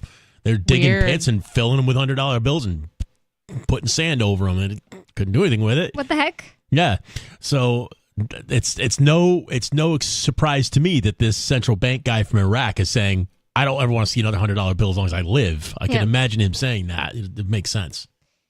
He also claimed the move is meant to, quote, stamp out the illicit use of about 50% of the $100 $10 billion that Iraq imports in cash each year on semi-monthly cargo flights from the New York Federal Reserve. With more than you can use cash to do illegal things. Did you know that? I thought it was only Bitcoin. No, I've heard that cash can also be used. Yeah, that's interesting. And he says illicit, and I wonder what he's alluding to there, and I wonder what his solution is there. How is the Iraqi dinar going to be any different? Yeah, it's a good point. Don't they have cash in dinar? Yeah, well, usually when they say things like, those little buzzwords like illicit transactions. Oh, what's an illicit transaction? Sounds like somebody's getting ready to get their rights taken away a little bit more. Says, with more than $100 billion in reserves held by U.S. banks, Baghdad heavily relies on the goodwill of U.S. officials to ensure the economy doesn't collapse. Furthermore, since 2003, all Iraqi oil revenues have been paid into an account with the U.S. Federal Reserve, allowing Washington to control the Iraqi economy and pressure its government. How is that goodwill? There's nothing goodwill about it. It's military sanction from beginning to end, and it's ownership. I mean, I don't. Something interesting that's happening now is this push toward electric cars, and we won't have the reliance on foreign oil anymore. Why are they still protecting Iraq so hard? Because the only thing we could think of before, when all the stuff was going down in Iraq with the military action, was that it was over oil. So why is it so important to still have such a hand? Why is the Federal Reserve, controlling Iraq? Is this saying that the Iraqi guy, he wants to get less power over Iraq from the U.S. government? He wants to lessen their power over them? Sounds like he needs to get attacked again. 603-283-6160. You could call it with whatever's on your mind. 603-283-6160. It's Free Talk Live. More coming up. We have some good news. The indictments against Ross Ulbricht in the District of Maryland were dismissed with prejudice, meaning they can never be refiled. This is especially good because those indictments contain the only charge ever made that Ross engaged in murder for hire. This was a serious allegation that Ross Ulbricht denies. It was never prosecuted or ruled on by a jury, but was trumpeted by the federal government and the media as if it were proven fact. The Maryland court held these indictments for almost 5 years, poisoning Ross's case and leaving him under a cloud of unproven allegations. As explained in Ross's appeal to the Supreme Court, the fact that the judge used these allegations to give Ross a draconian sentence of double life without parole violated his Sixth Amendment right to a jury trial. Judges are required to issue sentences based on convictions decided by a jury, not unproven allegations never even charged at trial. Although this is a positive development, the dropped indictment will not set Ross free. Now, a presidential pardon is Ross's only hope of freedom. Sign the petition at freeross.org. freeross.org. From Feature Story News in Washington, I'm Nick Harper. 51 people have died in the single biggest loss of life in Ukraine from a missile strike in months. President Volodymyr Zelensky has called it an act of Russian terror. FSN's Megumi Lim has the latest from Kiev. There were about 60 people gathered there to attend a memorial service of a deceased resident when the missile attack happened. Now, there are still rescue operations going on there. Pretty gruesome images of dead bodies near the blast site, and rescue crews still trying to get through the rubble as smoke is still rising from the rubble. Meanwhile, the United States has transferred over 1 million seized Iranian bullets to Ukraine. It comes amid concerns that Kiev is using ammunition quicker than it can be supplied. And in the US, fresh polling suggests the appetite to keep supporting Ukraine's military is waning. FSN's William Denslow reports from New York. According to the US military, the Iranian munitions were seized from a ship heading to Yemen back in December.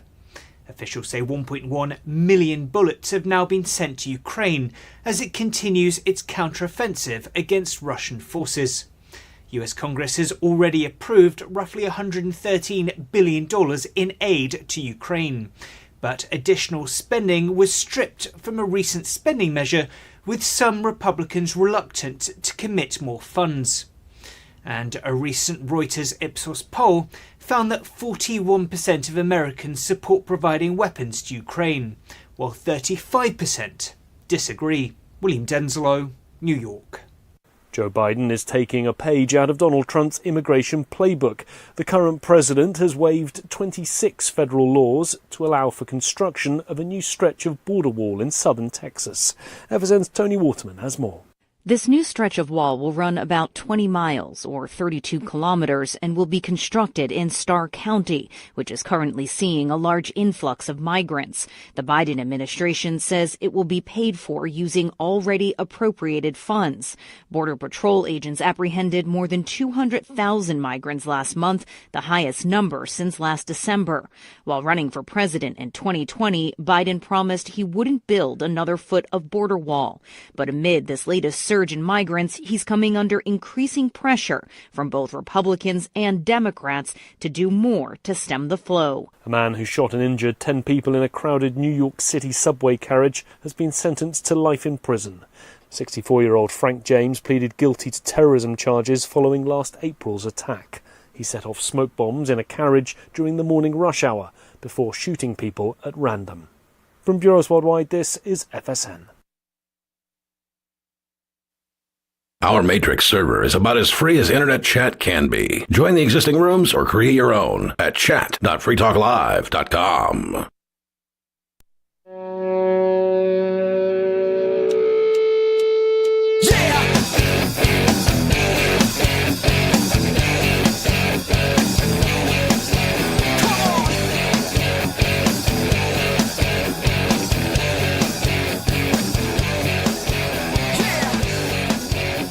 Talk Live. It's talk radio that you control. 603-283-6160 is the number. For you to call in with whatever is on your mind. You can talk about what we're talking about, bring up something new. It doesn't matter. It's up to you. It's Free Talk Live. And that number is 603-283-6160. And with you in the studio tonight, it's me, Bonnie. Matt. And Nikki. We're continuing on with this story. Matt, I just wanted you to clarify. At the end of the last segment, you said you think that Iraq needs to get bombed again or something like that. I don't think you meant you want them to, right? Well, of course not. But that's what happens every time a country tries to walk away from the dollar. It's what used to happen, and I think the dollar that's what happened here.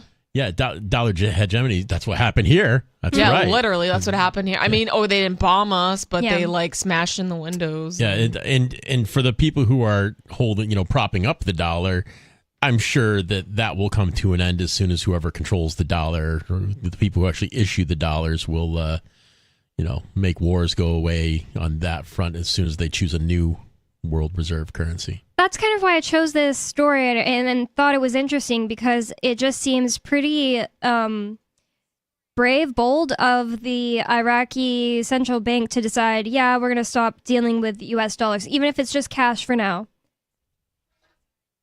Seems like something that could get them bombed or, get this specific guy killed or something. It happened with Gaddafi, right? Gaddafi was issuing he was planning to start a North African gold-backed currency. Oh, you can't do that. No, that was a big no-no. No, fiat only. Yeah. Where was that? What country was that? Libya. Oh, yeah. It seems like it would definitely get the attention of the United States government. So it just makes me think that Iraq feels they're in a position now where they won't get harmed because of this. Maybe because of BRICS. Yeah, I mean, I don't know. It seems like for some reason, maybe it's just because we live in the U.S., but the United States military is touted as the best military in the world, right? But then if you kind of look at the scorecard, when is the last time we've won a war? Like World War II? And that was us just hey, you guys are doing that thing over there. That wasn't obviously U.S. troops are over there, but that was mainly they just France and, that was the UK mainly. Yeah, and everybody just kind of stopped because the U.S. dropped a couple of nukes. And everybody said, oh, we don't got that. So we're just going to stop. We're going to stop schoolyard bullying each other now. When's the last time after that? They don't. I mean, they haven't, right? The U.S. hasn't won a war since World War II. They're fighting both sides of every war, so they've won all of them. I'm not certain that the point of you got to remember how much money is at stake when people go to war. Yeah, like, there's of course. so much. There's so but much. I'm just saying, these like, contractors, Halliburton. I mean, these giant, the security companies, DynCorp and stuff like that. Well, yeah, Those people of make course. That's why there is huge war. money. That's why Keeping war wars happens. going is very profitable. Exactly. But my thing is, how is the U.S. military like that? The U.S. is like this world superpower, but it's like, are they really? I don't think so. Not anymore, at least. I don't think so. We can't even get people to join the military anymore. Like irregulars, like average dudes with guns have been beating the snot out of world-class militaries for centuries. Yeah. I mean, look at the revolutionaries in the pre-US America, because they really had something to fight for, and they absolutely took on not only the British military, but there were also Germans here. And the French were helping out a little bit, only out of spite against the British, but only early on and not very much. And, they were mostly sending, advisors over, Lafayette, Marquis de Lafayette and people like that. But the dirty work was being done by absolute schmoes, peasants. Total peasants. Like farm average boys. schmucks hiding behind a tree. You watch The Patriot with Mel Gibson, and he had a loaded musket hiding behind tons of trees, and he would just work the land and wipe out squads. Mm-hmm. And that still happens. And there are old-timey, there's dudes all over the world that keep a close track of where the nearest bat caves are because they know they can make powder out of that bat dung. Yeah. And they know how to do it. And they're a problem. They're a problem for the average foot soldier. Some idiot 18-year-old high school grad who just wants a Camaro out of the deal. He's going to go get his, head blown off by some dude who means what he's doing. So, yeah, maybe that's a good point. Maybe people aren't as afraid of the United States government anymore. Or it might be military. like it seems like since Trump, allegedly the word on the street is that we're a huge joke, right? And I don't think that reputation got better since Joe Biden. I mean, if you go and look at interviews of people, especially like European people. And they're like, oh, what do you think about, like, do your best impression of an American, or, what do you think of Americans? They don't think very highly of us. They'll probably say something about a cheeseburger, or, use like some dumb, like fake Southern accent, or, say they're dumb, yeah. Yeah, like it's not like, we're not really well respected to the rest of the world, be honest with you. They think there's gunfire on every corner 24 hours a day. Because that's what the news says. Yeah. It's like, not really, but. I don't know if Iraq joined BRICS, though, because I know the I is India. But there were some, I think, a dozen countries that joined in with BRICS last month, and I don't remember any of them. Well, I remember Ethiopia for some reason. I don't remember if Iraq is one of them. But maybe just BRICS existing is making people think that the United States isn't, the king anymore. That's just what I was wondering. But it says the move to get rid of all United States dollars in cash by January 2024. The move reportedly angered Iraqi officials, because this is coming from their central bank, who said they need access to their oil revenues to protect... Oh, wait, I skipped something. So apparently on Thursday, the Wall Street Journal reported that U.S. officials last month refused to approve the transfer of an extra $1 billion in cash to Iraq from the country's oil sales proceeds. So U.S. officials were the ones that did it. And after the U.S. denied Iraq's initial appeal last month, the Central Bank of Iraq last week submitted a formal request in which the U.S. Treasury is still considering, and that was from a senior Iraqi official. And the move reportedly angered Iraqi officials. So it's the move of the United States to refuse to approve the transfer of an extra $1 billion in cash to Iraq. So the move reportedly angered Iraqi officials who said they need access to their oil revenues to protect Iraq's cash reserves after recent restrictions from the White House. After the recent restrictions set off panic buying of greenbacks and hoarding of dollars by exchanges. U.S. Treasury officials reportedly told Central Bank of Iraq officials that sending a large extra shipment is contrary to Washington's goal of reducing Iraq's use of U.S. banknotes in favor of more easily traceable electronic transactions. Uh-huh. So the U.S. is behind this. I didn't expect that. I didn't expect that. I did. You did? Yeah. So apparently the U.S. Treasury wants them to do this because they want to be able to trace electronic transactions in Iraq even? Iraq should start using Monero. Yeah. So I looked it up, and it Iraq is interested in joining BRICS, but I don't think, and I think all of those countries that like just joined it, maybe they're not like officially, but I don't know if it was one of the 24 countries. Okay. But yeah, this article is basically it's titled "Ahead of Joining BRICS, Iraq Issues Ban on the U.S. Dollar Transactions." So it kind of like ties those two thoughts together, I guess. Wow. Well, apparently the United States government is behind it too. It's interesting to me why they need to trace. Well, maybe they're saying that the Iraqi government can trace the electronic transactions, but I'm sure the United States government cares about that because they want to trace it too. Mm-hmm. With more than $100 billion in reserves held hostage by the U.S., Washington has significant leverage over the Iraqi economy and banking system. In July, the U.S. Treasury sanctioned 14 Iraqi private banks, accusing them of facilitating U.S. dollar transfers to Iran, a country whose economy Washington seeks to suffocate via sanctions. Iran. As a result of this, nearly a third of Iraq's 72 banks are now banned from facilitating dollar transactions. Wow. In 2022, Iraq's central bank enforced tight regulations under U.S. pressure to ensure dollars do not reach Iran. So it's Iraq, they gotta, the people of Iraq have to suffer, I guess.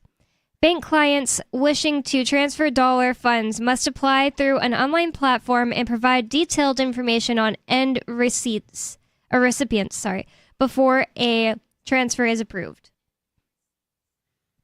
I think that's a clue. That's another clue that how paranoid falling empires start to get. Yep. Like that, they just want to track and see and keep tabs on literally everything in sight. And it's not just us. It's other countries and, things, anybody that they see is under their control, which would be the real takeaway from all this.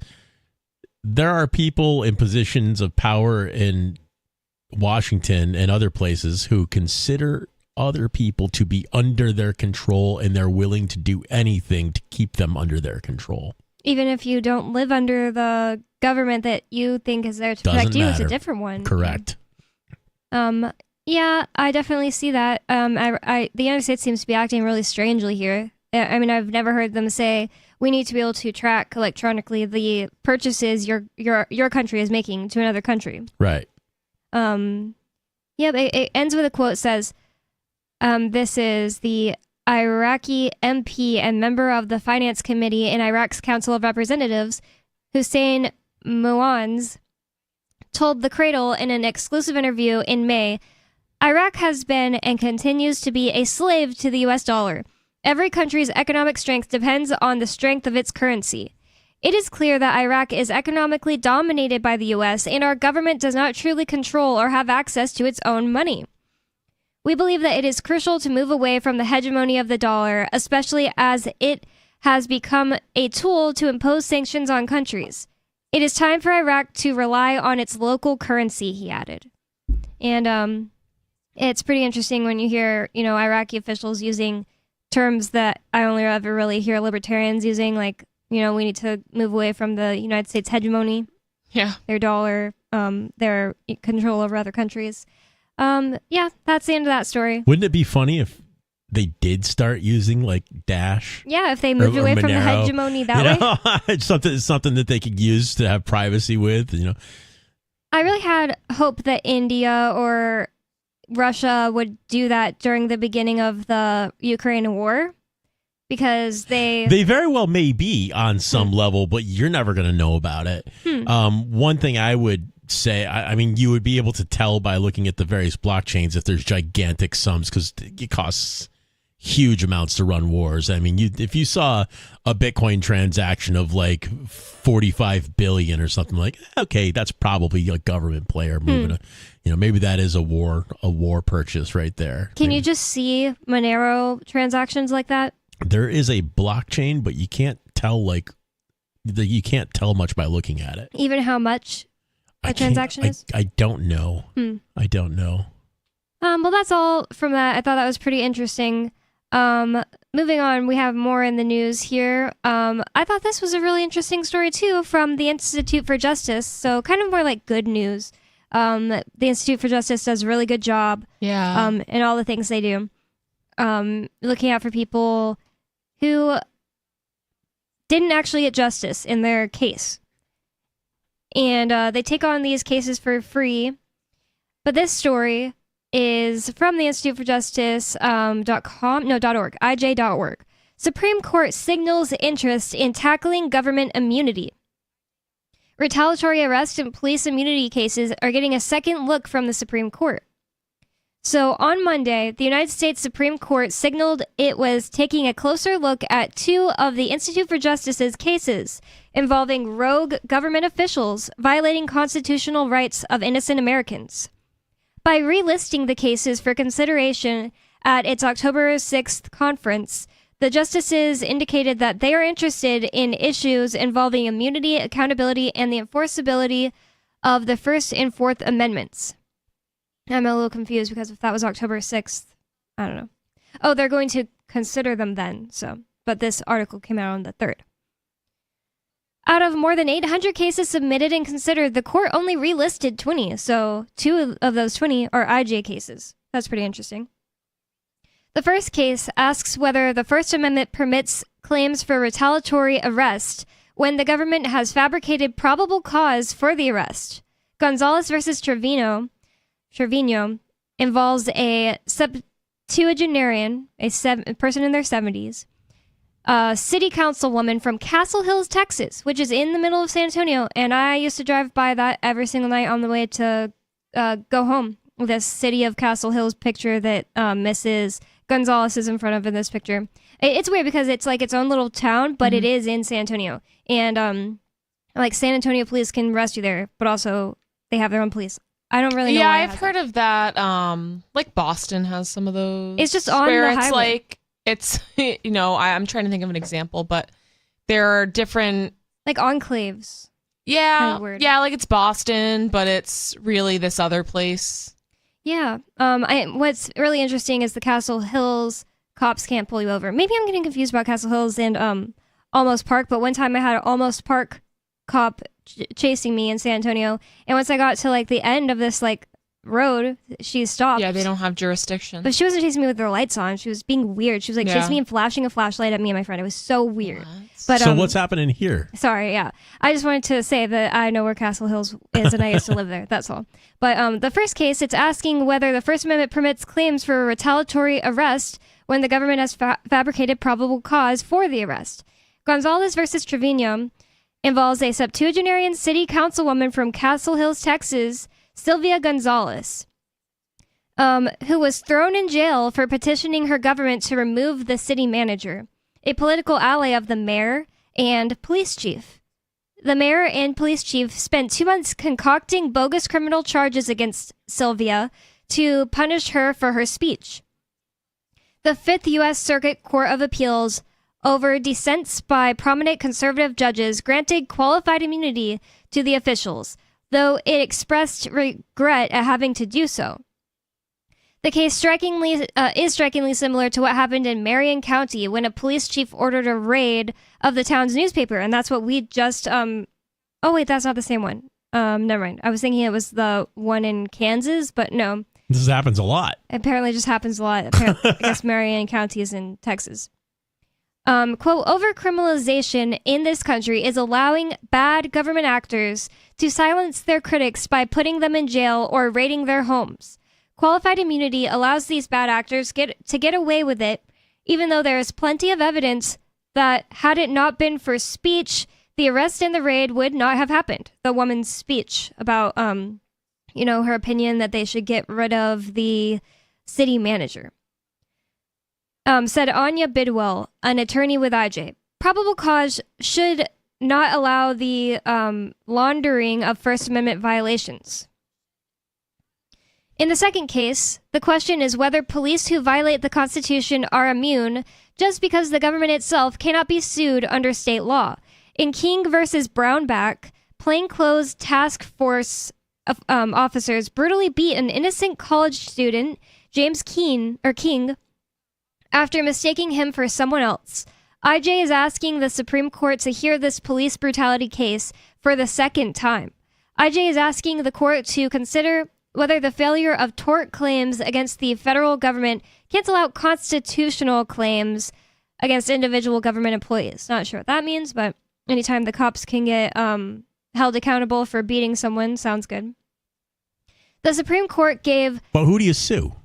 I don't know. I mean, is there criminal charges, or I mean, who's going to arrest the cops and who's going to sue the? How is that all going to work out? I mean, qualified immunity is qualified immunity, and if that's going away, that's a good thing. I mean, I hope that means that you can sue a cop. That would be great. It doesn't really say. It says claims against the federal government.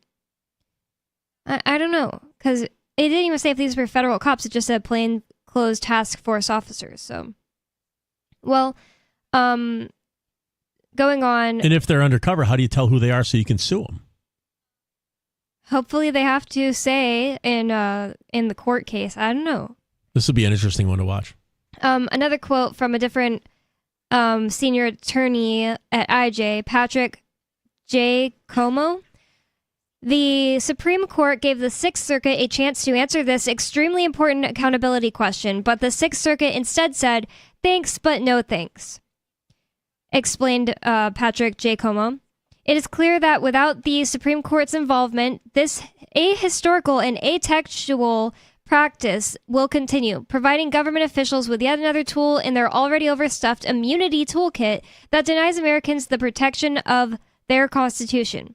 It's crazy. It's crazy that cops can beat someone up who is innocent, as they say, and just you can't do anything about it.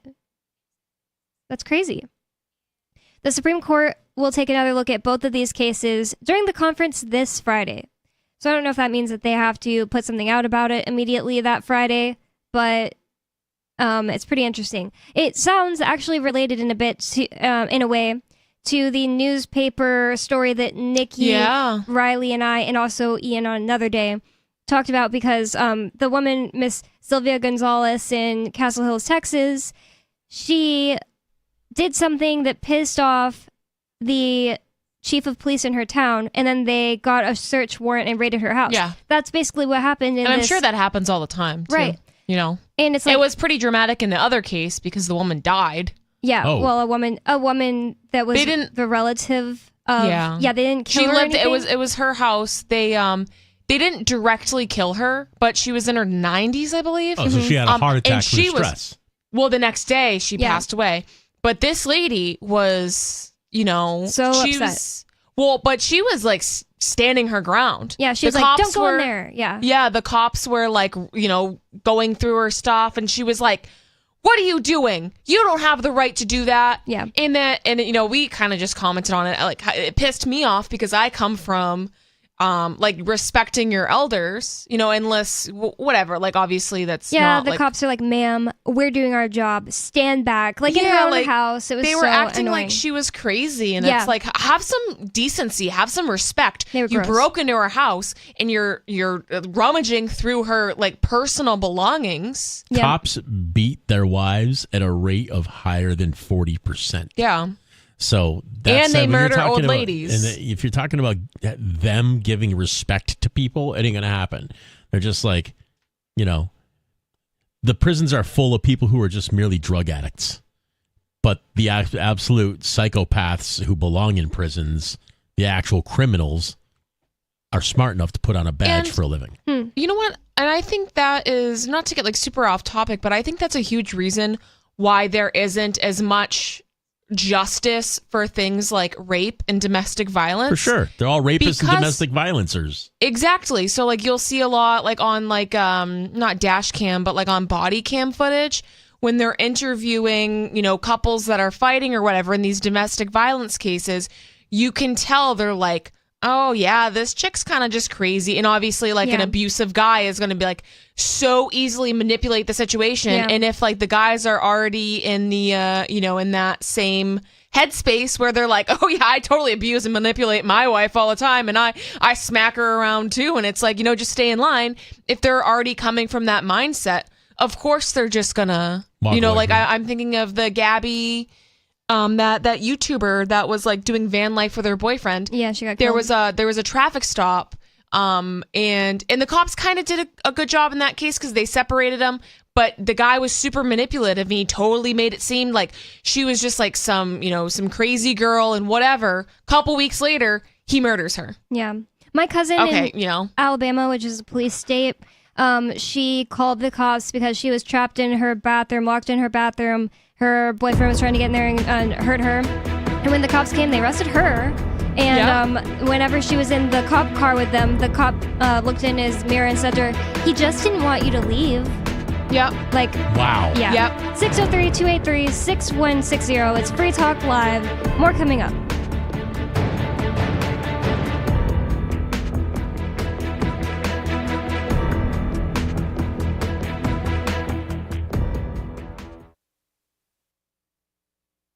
Membership has its privileges. I'm Holland Cook with Inflation Hacks. Are you a AAA member? Nice to have, just in case, but think beyond breakdowns and dead batteries. At AAA.com, you can peruse discounts on tickets to concerts, games, and movies and amusement parks, including Disney World and Universal. When you book a hotel room, look for a special rate. And keep scrolling for Office Max and Office Depot and Omaha Steaks, and lots of restaurants have member discounts too. Ditto AARP, whose members also find air travel and cruise deals and tour packages. It won't take long to recoup your $16 annual dues. And while the American Association of Retired Persons is dedicated to people over 50, there is no minimum age to join. How are you coping? Post your inflation hacks at andyoucanquoteme.com.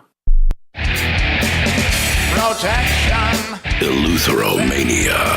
The insatiable desire for freedom. Filibuster. Police state. It's the new 3-song heavy metal EP from Captain Kickass. Available now on your favorite music app or get it directly from CaptainKickass.com. If you want to know the latest about Free Talk Live before we go on the air, all you need to decide is how you want it delivered. It's your choice. Visit news.freetalklive.com to receive our usually weekly news updates by email. Plus, we have a Twitter account at twitter.freetalklive.com, and you can follow us on the decentralized Mastodon platform at toot.freetalklive.com. So please follow us at toot.freetalklive.com and sign up for our emails at news.freetalklive.com. You're listening to the live edition of Free Talk Live. Hour number 3 is next after the news here on the Liberty Radio Network at LRN.FM. From Feature Story News in Washington, I'm Nick Harper.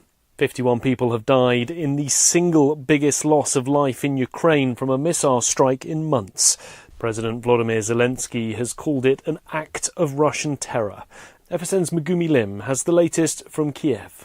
There were about 60 people gathered there to attend a memorial service of a deceased resident when the missile attack happened. Now, there are still rescue operations going on there. Pretty gruesome images of dead bodies near the blast site, and rescue crews still trying to get through the rubble as smoke is still rising from the rubble. Meanwhile, the United States has transferred over 1 million seized Iranian bullets to Ukraine. It comes amid concerns that Kiev is using ammunition quicker than it can be supplied. And in the US, fresh polling suggests the appetite to keep supporting Ukraine's military is waning. FSN's William Denslow reports from New York. According to the US military, the Iranian munitions were seized from a ship heading to Yemen back in December. Officials say 1.1 million bullets have now been sent to Ukraine as it continues its counteroffensive against Russian forces. US Congress has already approved roughly $113 billion in aid to Ukraine. But additional spending was stripped from a recent spending measure, with some Republicans reluctant to commit more funds. And a recent Reuters Ipsos poll found that 41% of Americans support providing weapons to Ukraine, while 35% disagree. William Denslow, New York. Joe Biden is taking a page out of Donald Trump's immigration playbook. The current president has waived 26 federal laws to allow for construction of a new stretch of border wall in southern Texas. FSN's Tony Waterman has more. This new stretch of wall will run about 20 miles or 32 kilometers and will be constructed in Starr County, which is currently seeing a large influx of migrants. The Biden administration says it will be paid for using already appropriated funds. Border Patrol agents apprehended more than 200,000 migrants last month, the highest number since last December. While running for president in 2020, Biden promised he wouldn't build another foot of border wall. But amid this latest surge in migrants, he's coming under increasing pressure from both Republicans and Democrats to do more to stem the flow. Tony Waterman, Texas. A man who shot and injured 10 people in a crowded New York City subway carriage has been sentenced to life in prison. 64-year-old Frank James pleaded guilty to terrorism charges following last April's attack. He set off smoke bombs in a carriage during the morning rush hour before shooting people at random. From Bureaus Worldwide, this is FSN. With FSN Spotlight, I'm Simon Marks. Today, the Bedbugs of Paris. Not a new band, but an infestation in the French capital that is now causing political problems for the city's authorities. All week long, social media and now traditional old-style media have offered non-stop coverage of the insects and darkly warned they could cast a shadow over next summer's Paris Olympics. Correspondent Peter Allen is still bravely based in the city. City Hall isn't coping with it and is almost missing defeat and is calling on the Prime Minister, Elizabeth Bourne, and would you to do something. Would you believe it? Yesterday in the Parliament they brought a load of these creatures into the National Assembly in a jar to show them to everybody, to show them how horrible they are. They're blood-sucking, they're extremely unpleasant, and they are everywhere. But not quite everywhere, at least not in Peter's immediate vicinity. Somebody has put it very successfully into national consciousness, and everybody's talking about it now. But I think these public health crises, they can be created quite easily. I'm a very old part of Paris, right in the centre, and nobody among family and friends and the like has reported them. They're meant to be on the metro now, they're meant to be on cinemas, they're meant to be in hospitals, they're meant to be in cafes and restaurants. But I've just been very, very lucky. Long may his luck hold, unlike President Macron, who had to convene a host of high-level meetings this week under pressure to respond to the problem. With FSN Spotlight, I'm Simon Marks. And the main news again, 51 people have died in Ukraine after a missile strike, which President Volodymyr Zelensky has called an act of Russian terror. Meanwhile, the United States has transferred over 1 million seized Iranian bullets to Ukraine, and a man who shot and injured 10 people in a crowded New York City subway carriage has been sentenced to life in prison. There's more from us on X at Feature Story. That's Feature Story News. Nick Harper reporting. In order to more accurately portray the risks of smoking, the FDA has approved putting a picture of Trish on the cover of all cigarette packs. Clinical trials suggest that images of diseased organs, corpses, and deformed infants all prove less effective than a single photograph of Trish smiling. Smokers can expect to see the graphic campaign as early as next month, paired with a simple line of text that reads, "Cigarettes cause Trish." In Science News, a new study finds that every style of parenting inevitably produces disturbed and miserable adults. Despite a great variance in parenting styles across populations, from overprotective to permissive, the end product is always the same, a profoundly flawed and joyless human being. One bright note of the study, adults can find temporary happiness when they're able to perpetuate the cycle of human misery by having children. In other news, the Pulitzer Board adds a giant pumpkin category, and a local man's utter failure in life is a bit of a sore spot. For more news, visit theonion.com/newsbeat. This is the Onion News Network. You can stick it to the man and big tech. Join our FTL social mastodon at social.freetalklive.com.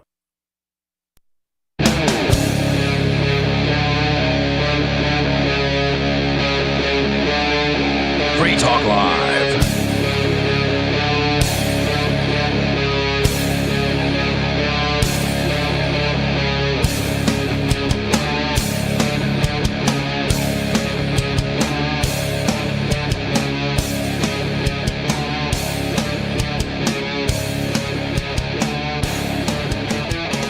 It's Free Talk Live, talk radio that you control.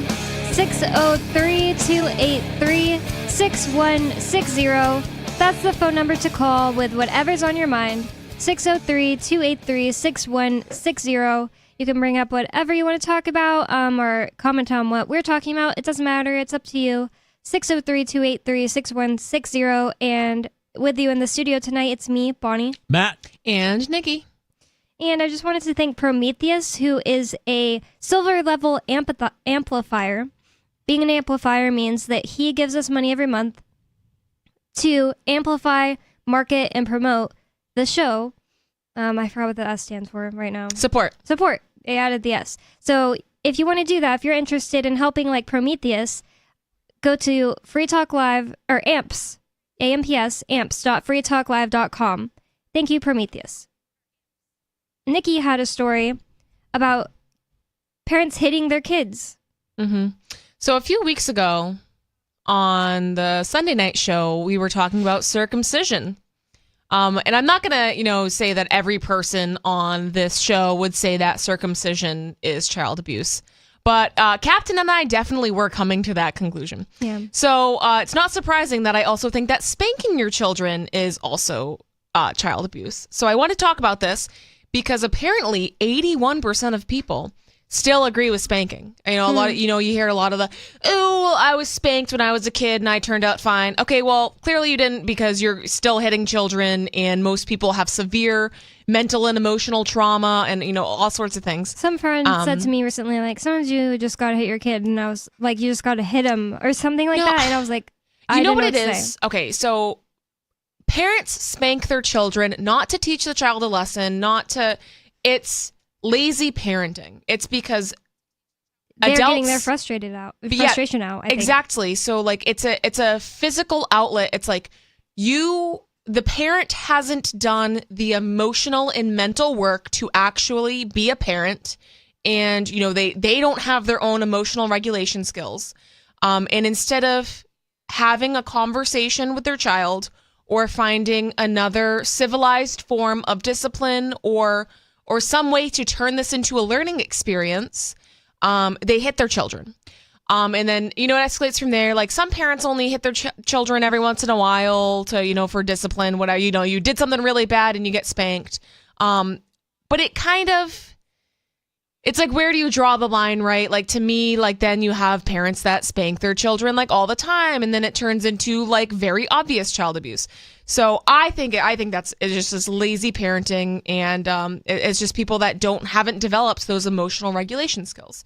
But this article is from the Jai Institute for Parenting, and the article says, spanking is associated with a myriad of serious potential risks, not the least of which include developmental delays, harm to the brain, and embodied trauma. Although 81% of Americans approve of spanking as an appropriate method of discipline for children, the far-reaching effects of spanking are both alarming and problematic. So what's going on? Why is spanking a go-to to addressing kids' behavior in the first place? And if it's so bad, why is no one talking about it? First, some empathy. If you're a parent, you know firsthand that parenting is just plain hard sometimes.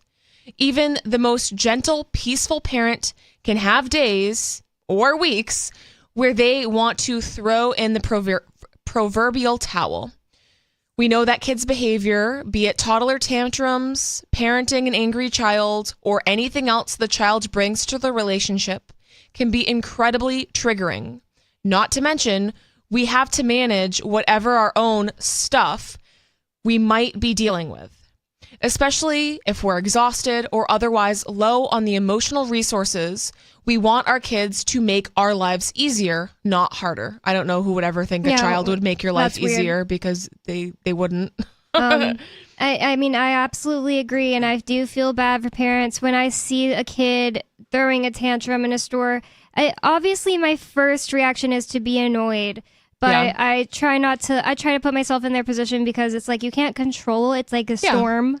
You can't just make your kid never have a tantrum. It doesn't mean you're a bad kid if you Yeah. have a temper tantrum at 3. Yeah, and I think I think to a certain extent, like the tantrums could be like age appropriate or developmentally appropriate, but I also think we're seeing a lot more tantrums because of screen time, and there have been other studies that have shown that screen time and like the bright flashing colors, and the same things with toys that have bright Probably flashing diet, too. colors. Yeah, I know a lot of people who cannot give their children artificial dyes, things like Skittles, M&Ms, whatever, because their child, it like triggers like ADHD like symptoms, extreme anger, really, so they're seeing a lot of like emotional dysregulation, and they can notice it immediately. If they send their kid with grandma, and the kid comes back and they're like, what did you feed them? Oh, you fed them this juice, but it has the artificial dye in it. And parents can, if they have eliminated this from their kid's diet, they can pick it up instantly. And they, and it's not just in their head. I mean, the child, I even know children that are like, I can't eat that because I don't feel good when I eat that. So it's definitely a real thing. And I think even more so is the screen time, because, and I think a certain level of screen time and certain things for older children is not bad. But I think we're seeing again with the lazy parenting where parents are just way, you got both of the parents, maybe even a single mom or a single dad working full-time jobs, maybe working 2 jobs. And then they're trying to come home and parent their kids and do bath time and dinner and all bedtime and all this stuff. And there's just no way for people to exist in this way. So you put your kids in front of the TV, or you give your kid the phone or the tablet, and it makes your life a heck of a lot easier. And some of the stuff is educational. It seems like it might be a good thing.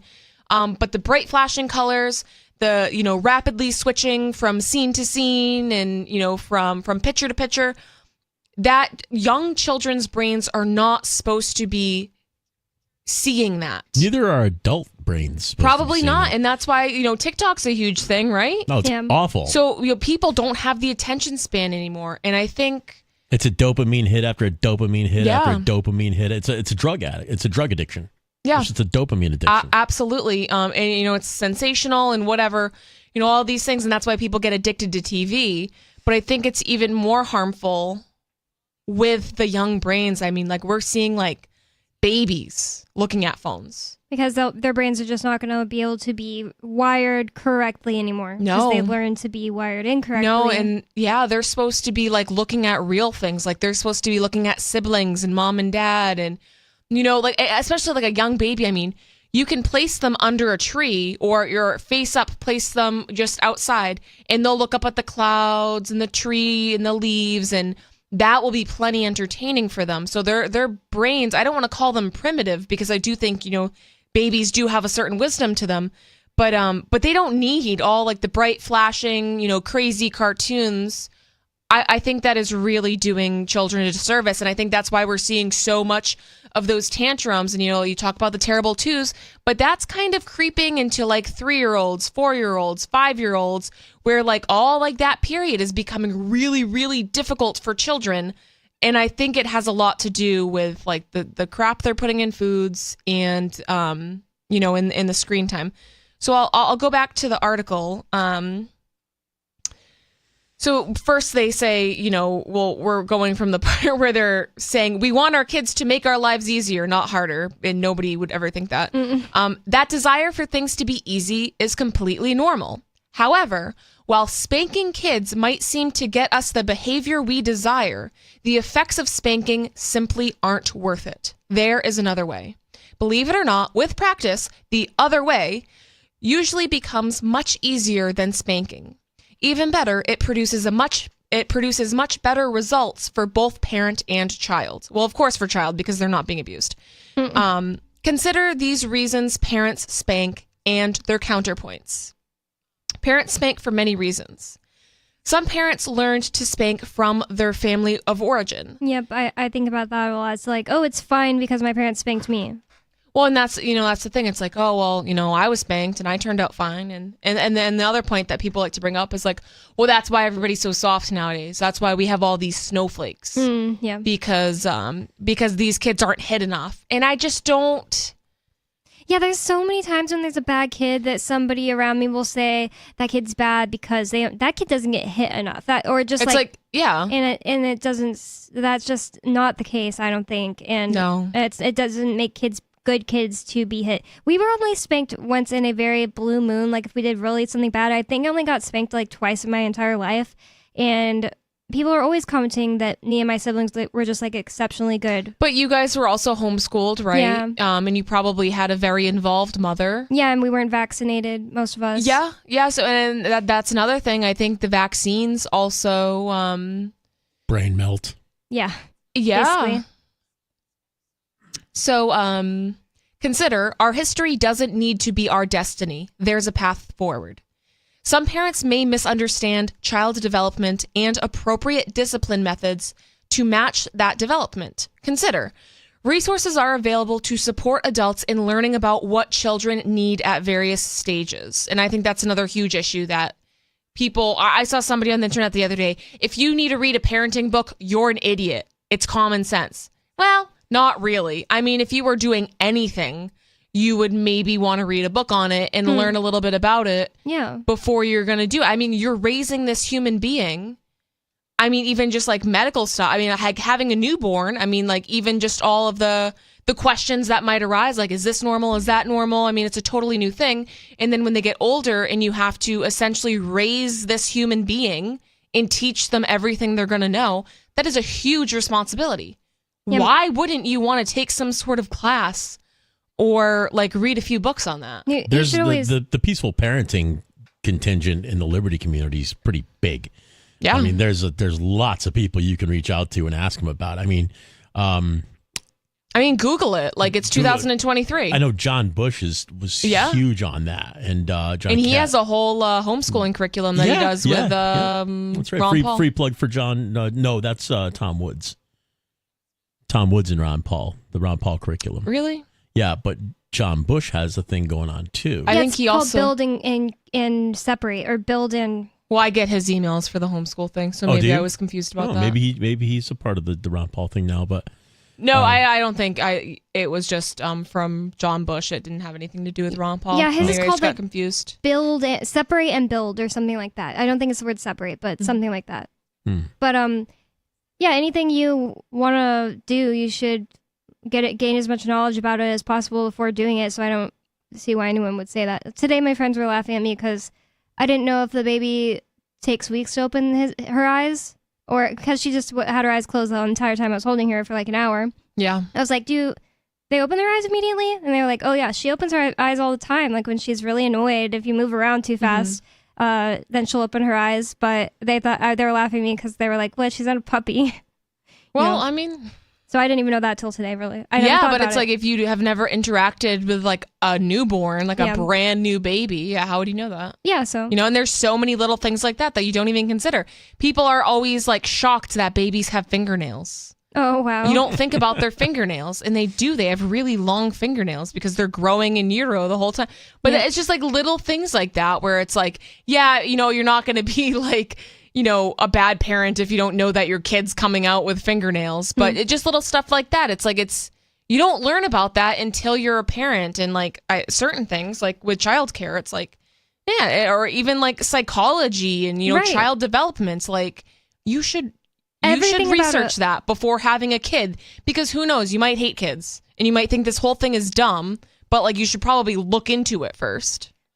I mean, learning everything, I don't know how you could just think it's common sense to just know everything about another human being that you've never met before and taking care of them. It was also like a very clearly like ghetto trashy person that was commenting. It was like a comment on like a random Facebook thread. So it like wasn't anyone of like intelligence saying that, because no one of intelligence would ever say that learning something is bad. Yeah. You know what I mean? Yeah. Like learning is good. It's okay. It's okay to want to master something and to learn something. Facebook is the ghetto of the internet. So. Oh, absolutely.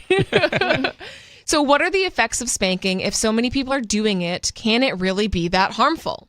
Unintended effects of spanking. It slows development.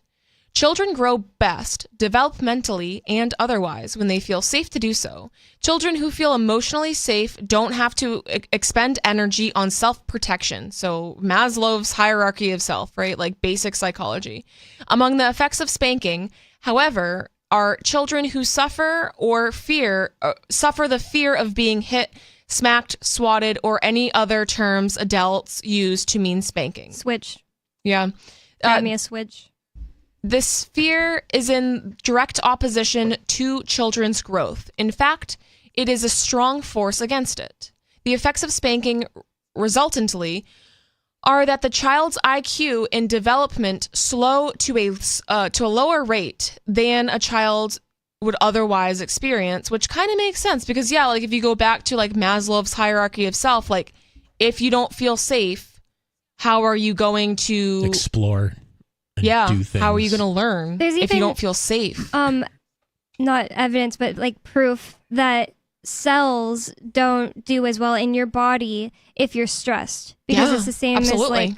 as like Dr. Bruce Lipton compares it to a cell as its own little city, and if the city is like just waiting for any day for war to break out, they will be less productive. The economy is going to be less robust. It's the same thing in the cell that's waiting for disaster. Yeah, no, that's a great way to put it. And it's like our body is composed of a bunch of cells, and those, create tissues and then organs and an entire organism, right? So, I mean, it's no different. Like if you break it down to the cellular level, that's absolutely going to affect and a baby everything that's about out, us. Or a kid even that's stressed out thinking, like sometimes my mom used to say, go pick me a switch as not a joke, but like she would never actually hit us with a freaking long vine. Yeah. That's what that is. But she would say that to scare you. Yeah. So maybe that was developmentally bad. I don't know.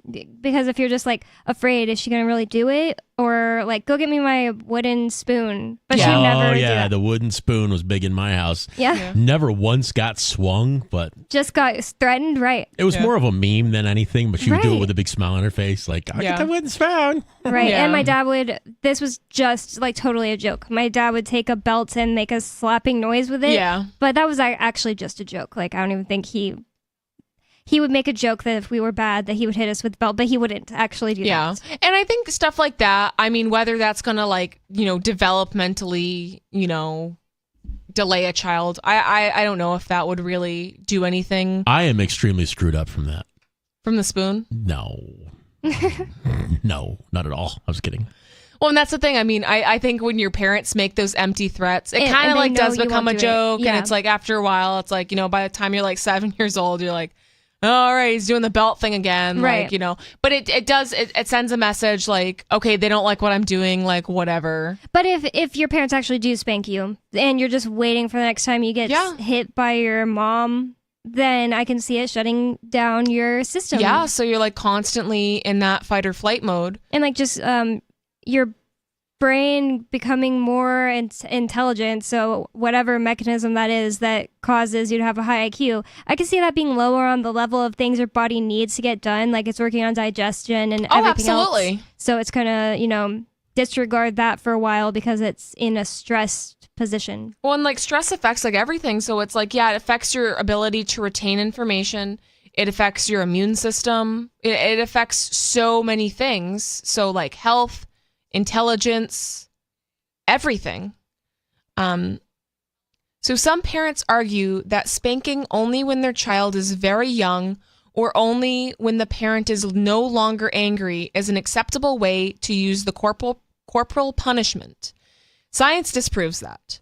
There's no situation ever when spanking doesn't provide far more negative and damaging consequences than the sometimes perceived win of changed behavior. Delayed development doesn't make exceptions for when the adult argues that the spanking was fine. Unintended effects of spanking. It harms the brain.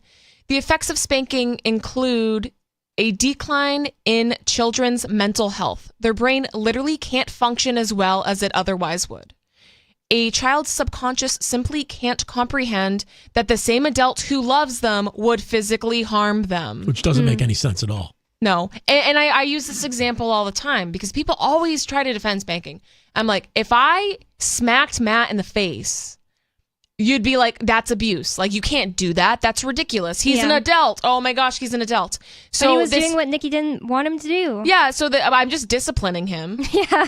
So I can't hit this grown man, but I can hit a little child? Make it make sense. Yeah. Like, it doesn't. And it's like, okay, so it's just okay because you're targeting someone that's weaker than you? Because you own them, because you're their parent? All of these philosophies are completely disgusting. And it's just surprising because you will get libertarian-leaning people who believe in peace and freedom, allegedly, and they're who all, are defending kick the this. baby. Yeah, it's like, what? So I can't hit you. Like, it's like, you understand war is bad.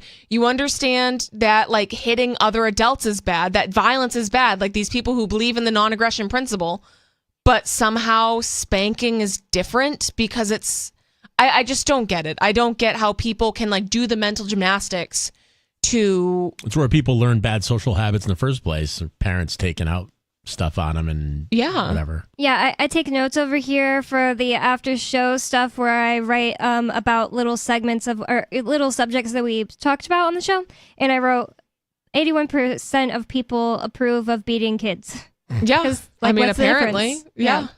So kids are literally wired to pursue connection with their trusted adults.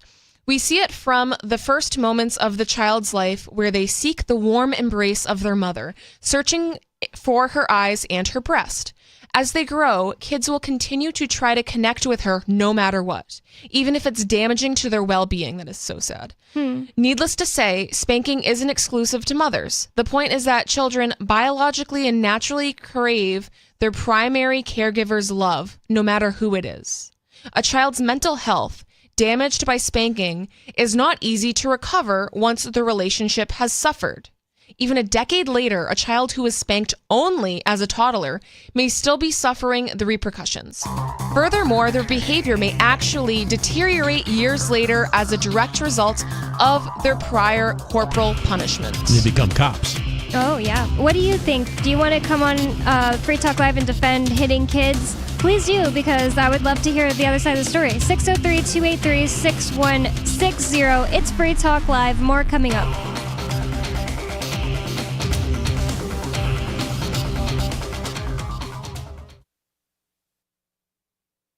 Some of you have wanted to support Free Talk Live's mission on a monthly basis, but don't want to support Patreon. Now we have an alternative that also helps our premier streaming platform, Odyssey. Visit video.freetalklive.com and click join at the top of the channel. You can subscribe for $5 per month, and unlike other subscription services, Odyssey adds their processing fee on top, so it'll cost a little over $5 per month, but Free Talk Live will receive the entire amount you pledged. Higher donation tiers are available if you're feeling so inspired. You'll get a special membership badge that's visible in the Odyssey chat room, and if we get enough supporters, we may enable members-only chat. This new subscription method is a great way to decentralize our direct listener support away from just Patreon and also support a libertarian-run business, Odyssey. Please visit video.freetalklive.com and click join to subscribe to our Odyssey channel and help support spreading our message around the planet. Visit video.freetalklive.com and click join today.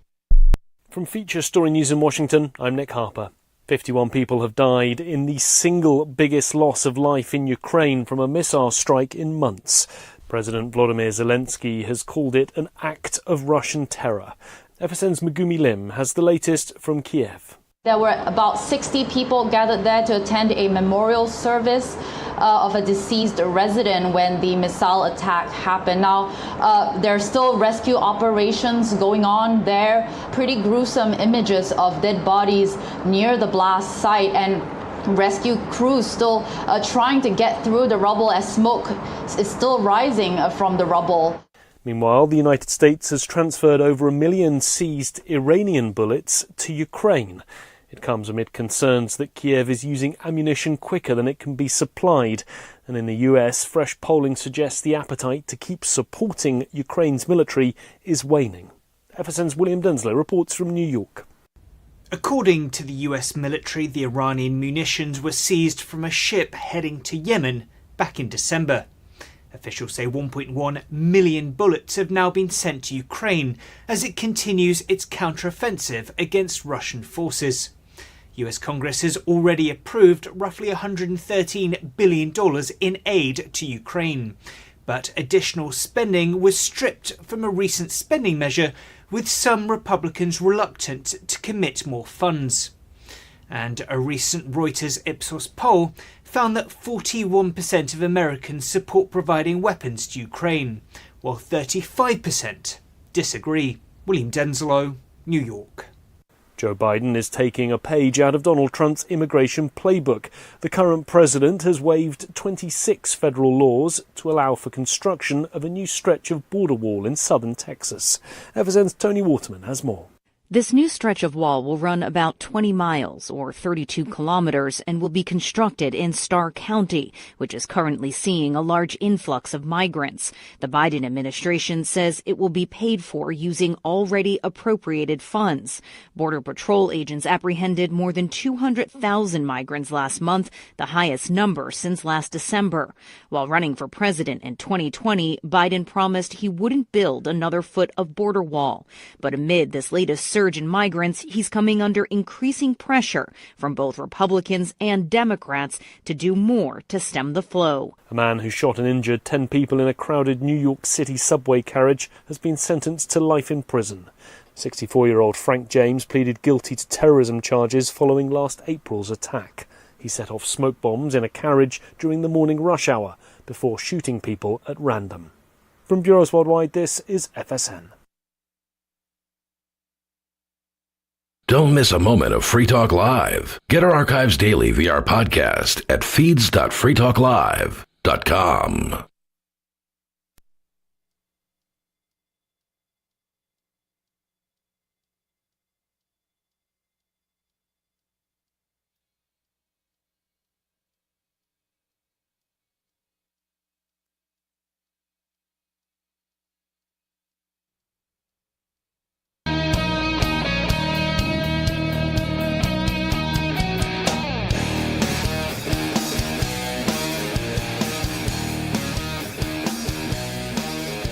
It's Free Talk Live, talk radio that you control. And we actually have full phones right now. Not completely full, I guess, but a lot of people on the line right now. 603-283-6160. We still have room for you. 603-283-6160 is the phone number for you to get on the air with us. And in the studio with you tonight, it's me, Bonnie. Matt. And Nikki. And we are talking right now, well, we were talking about spanking kids is not good for them. Did we finish that story, Nikki? There's a little bit more. Okay. Let's get into it after we talk to Law Dog from Michigan. Law Dog, you're on Free Talk Live. Yeah, how you doing? I checked the Crypto 6 things out there, so Ian got 8 years, huh? Yep. I think he will be pardoned before his appeals run out. What do you think, Bonnie? Oh, you mean pardoned by Joe Biden? Oh, not by that turd. No, somebody else will be in there because it's only 1 year to the 1 year to the election there, so it'd be January of 25. I think that would be, one of the first things they could do was pardon the Crypto 6. It'd be nice. I mean, that'd be cool. I don't really think that's going to happen. What makes you think that's going to happen? I don't know, but I'll tell you what.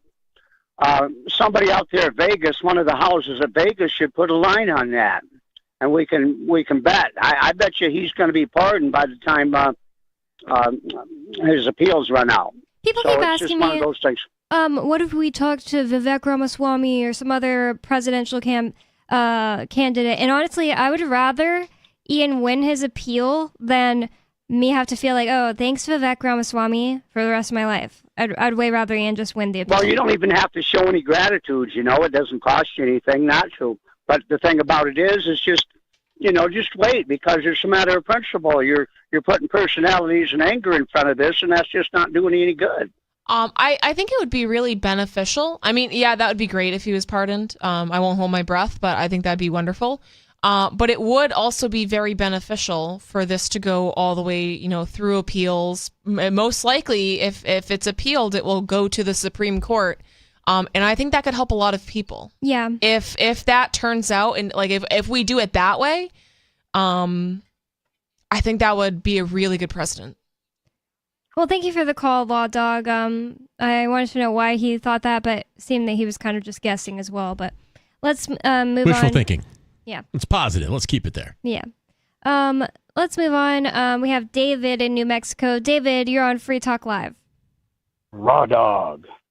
Hey, Yeah. Raw Dog. The pardons, Raw Dog, they usually come at the end when the president's a lame duck, and that's typically after 8 years. Yeah, but Ian didn't So- shake Joe Biden's hand, and he gave him the hairy hand. So There you go. Raw Dog. And talk radio, you control. All right. Hey, that spanking thing, Nikki. Yeah. That that's disgusting. Nobody should spank, slap, hit a child. Everybody knows the spanking is for wives and girlfriends, or both. Oh my Have to be so lucky. are you a cop now, David? Huh? Are you a cop now? I ain't copping to nothing, man. I didn't do it. Is there something that's actually on your mind tonight to talk about? Yeah, talk radio, you control. So I'm calling to troll you. Oh, you control. He was saying that control. yesterday. Ba-dum-bum. Is that really Where's all you your- had, David? I got more than that, but you might as well quit your head, huh? Okay. I think I'm ahead. You probably think I'm ahead. Thank you But, for the call, David. Yeah, talk radio, you can troll. Yeah. They sure do. So great. All right. Sarah in New Mexico, you're on Free Talk Live. What's on your mind, Sarah? Oh, yes. I just wanted to bring up this. I was just amazed at the New Beginnings Church. They sold their old building to the Maverick gas station. And then it turns out they their space is the old movie theater, and they winded up owning the whole shopping plaza, the whole church? property. Yes, and so they're renting from the church. I saw two lease signs, and I'm just. It just behooved me because the church caters to like homeless. They have homes. Their emphasis is giving food box. I mean, their congregation is pretty poor. I mean, I've been to that church. I didn't see any wealthy members. And I'm thinking to myself, oh, how does this be? Wait, I'm confused, Sarah. Do you think people become extremely rich by renting commercial space in this economy? No. Before, it was just a regular church. There was no rental space. Now they winded up having a movie theater. They turned it into church, and they wind up buying there's 30 businesses. According to the whole property, they wind up owning that. I mean, so what do you think they're doing with the revenue? Well, they have 4 women's homes, and then they have 4 men's halfway homes, and then they have a place where they give out free food and clothes for the homeless. But the irony of it, most of the congregation that go to the church are poor people that need help. That's what I'm bringing up. That's how ironic they winded up owning this whole property. Yeah, I don't get why. Maybe that's why. Because I know. Yeah, I'm familiar with the church because of you calling in and talking about it. And it does seem like they're actually some churches definitely aren't good and they're kind of money hungry. But this one, I mean, it does seem like they're doing, quite a bit for the community, and I think that's awesome. So maybe since most of the people that are going to the church are low income, they probably don't have a lot of money to donate to these causes. I don't know how else they do, like outsourcing and funding and stuff like that. But maybe the rental properties, maybe that is funding all of these homeless shelters and food drives and whatever else they're doing to try to help the community. Yeah, so my whole point is that, God can work a miracle. The way that our logical mind, it only makes sense if all the congregation were wealthy, all the people, how could this church prosper as much as it does unless it's blessed?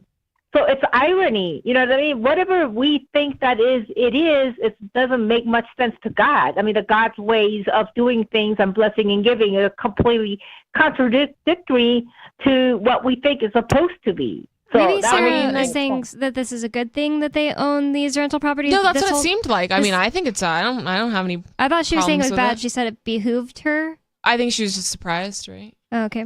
Well, anyways. But it's a nice a nice way to surprise. think of it. You know, blessing from God, probably. Well, Sarah, actually, I do have No? one question for you that's a little off topic from this church thing. What do you think about Ted Libre, the caller from last night, saying that we don't owe you a single penny or a single thing, not even a bus ride? What do you think about that, Sarah? He was talking about you. Yeah, I think he was. Why should we give him anything for free? You know, when he hits 62, he probably wants Social Security and Medicaid. If he has an accident, or he could be, if he got hit by a car, he might be on disability. Why should we give him anything? It's always everybody's taking something from you, but they never think that you're the one that's going to be needing help and getting help of somebody else. This was a guy, thank you for the call, Sarah, but this was a guy who called in last night saying people should stop paying taxes and stop supporting the government in any way. He's really upset about Ian Freeman getting taken to prison for 8 years. So I kind of liked his stance on that. He was like, "This is our fault." I just love self-responsibility. So for him to be like, "This is my fault. This is if you're paying taxes, this is partly your fault." Yeah. I mean, it kind of like an aggressive way to put it, but I mean, he has a point. Yeah. You know, and I do like that aspect of like, yeah, like let's take some responsibility for the system that we're living in. You know what I mean? Like, more people need to do it. I agree. Yeah, and then he closed his call with saying, "We don't owe Sarah one thing, not he one had thing. beef with Sarah for sure. Not even a bus ride," he said. All right, going back to Nikki's story, we're talking about people hitting their kids. So, punishment isn't necessary. Surprise, surprise. But teaching is. Okay, so this is the title of the section. I skipped over that. Some parents wonder how to punish a child if they're not spanking them. And the answer might surprise you. You yell at them really loud. Yeah, exactly. Yeah, that's not traumatizing at all. I saw something about that today, too. That Yeah, it's also just as absolutely. bad, but it's pretty obvious to me. And it's not even just the Terrorizing. yelling. Like I remember, and I'm not saying that my parents were abusive. They totally weren't. But I remember as a child, and my sisters will say the same thing too. My dad didn't yell. It was almost like he didn't even like almost care enough to yell. But he would talk in this real angry, low tone. And it's like, you know, when Pa starts doing that. That forced you to hear him because you couldn't ignore it because he's being quiet enough where you have to shut up and listen to every word. Yeah, but like you knew he meant, but like you knew he was real peeved. Yeah. When he, you know, it's like, oh, when he starts talking like that, it's like you better stop whatever you're doing or run or something. You know, but like we still remember that. I mean, I'm 25, my sisters are in their 30s, and like we all still remember, like, so there's certain things, like even though it wasn't physical abuse, you remember it, and like I don't know what sort of trauma that gave me, maybe none, but I remember it, and that's kind of the point where it's like even yelling at your kids, I mean, like all of it's bad, and there has to be a better way. So J Institute of Parenting, what is the better way? If you wonder, how will kids know they've done something wrong if they don't feel the pain of some sort of consequence? Further, you might wonder, do you mean that I should go from spanking to ... nothing? How is that going to work? Peaceful parenting is not permissive. Children do need boundaries. The difference lies in the connection-based relationship. Realistic consequences, parenting without punishments. Many parenting support resources can offer you ideas about everything from empowered discipline methods to anger management strategies. Indeed, consequences do exist in gentle parenting, but not in the way that many parents realize. Be it for toddler discipline or working with an older child, the consequences applied in peaceful parenting have no long-term negative outcomes and are still highly effective teachers. Positive, empowered parenting requires a reframe from wanting children to behave because they're afraid of what might happen if they don't, to parenting them in a way that helps them naturally want to collaborate with their caregivers. It requires a shift from violence, which is anything that causes physical, emotional, or spiritual harm, to nonviolent communication strategies. Indeed, it is a major shift. It's also completely within your reach, no matter your history, and it's never too late. Some parents might wonder if a connection-based relationship where adults and children mutually want to do well for each other is even possible. I invite you to be open to the idea that it is possible. I also invite you to, with an open mind and an open heart, consider the possibilities of what that connection might feel like. Repair and recovery is always possible. The negative effects of spanking may be many-fold, but so are the positive effects of healing. And that's pretty much it here, but like, I love that concept of like, it doesn't need to be a punishment. I like reframing it into like teaching experiences. Yeah. You know what I mean? Like, this is an opportunity for learning and growth. And I think like the fear-based parenting, and like, listen, this is how we, have this world full of spineless statists, right? Because like from childhood, even their parents are teaching them like that the person that's essentially taking care of you is, you need to fear them and you need to obey them, and you question it. Well, why? Because I said so. Yeah. And that's the same crap that the government pulls on us. And those, a lot of people think like, oh, the government, they're here to protect us with the military. They're here to feed us when we're poor and provide us health care. And even though they do some really terrible, awful things, well, you can show me a million examples of them doing really terrible, awful things, but we need them. They need to be bad in order to keep people in line. That's how people rationalize it. And it's the same. I mean, you can like even pull religion into this, where you have the stories of God like smiting children and like drowning villages and whatever else happened in the Old Testament. It's like, the person or whatever, the deity, the entity that you're worshiping the most is like this evil guy that is raining like sulfur on your wife. Yeah, like turning your wife what? into a pillar of salt. So I mean, that makes like the child abuse that some, that makes it seem like pretty Walk in the park. pretty low level, and then so yeah, I think it's just conditioned in us from a young age. And I don't think that's beneficial at all. But I mean, what about, when we have kids, I mean, what if we just skip the rototiller and just have our kid pull the plow? I mean, we got to teach them a work ethic somehow, right? I mean, But would what that is be that? would that I be don't know what abusive? rotototer. No, it's like a gardening tool. Yeah. It like tills the soil.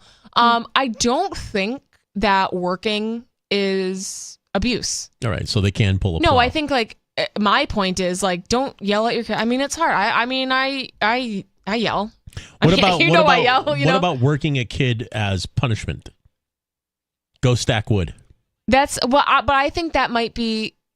I think there's a way to reframe that from punishment to learning experience. So I think, whatever needs to be taught based on the action of the child that was undesirable, the learning, what happens next, like that learning experience needs to be relative to, so like if the kid breaks the TV, then it needs to be some like, okay, well then you're going to have to like fix the TV or either fix it or you're going to have to like, work to pay it back. You know what I mean? Or, I've heard, because this was actually a real scenario in a mom's group. And apparently the broken TV happens a lot, especially in homes with boys who like to throw, things in the living room. I accidentally threw a Wii remote at my dad's like not very old flat screen TV when I was like 12. It happens. And I wrote in my diary, I was like, I'm so afraid like I'm going to be in trouble when he gets home. But he wasn't mad. It was a legitimate accident. I even had the bracelet on, but I didn't tighten it. Yeah. See? So it happens, But in the mom's group, like people were like throwing out because this lady was like, "What do I do? This is like the third TV they've broken." Wow. And that one of the things was, well, you just don't have a TV anymore. If you want, like keep one in your bedroom and lock your bedroom door. But like it's a natural consequence, right? If I go and get drunk and crash my car, bye-bye car, I don't have it anymore. So like that's a natural real life consequence of if you break something and it's destroyed, then you don't have one anymore. But if mom and dad just like, great, I'm going to yell at you, I'm going to spank you, and then buy a new TV, that doesn't teach the kid anything at all, but maybe working or even working for your parents. Like obviously most like young kids can't get a job, but it's like stacking wood, it's like, okay, you're going to have to do some extra chores. I think that is actually a productive learning experience. What about, I had another question. Whenever the question was brought up in the article and they said, what is the better alternative to spanking and yelling at your kids? For some reason, it's just memory kind of popped in my head from when my little brother was like 4 and 3. And I always felt that it was wrong that I would do this, but I would. If he was doing something bad, I would kind of emotionally manipulate him. I would just be like, Jacob, that makes me sad when you do that, because he really loved me. Like, he really liked me. And I would kind of emotionally manipulate him a lot, like to go do something for me.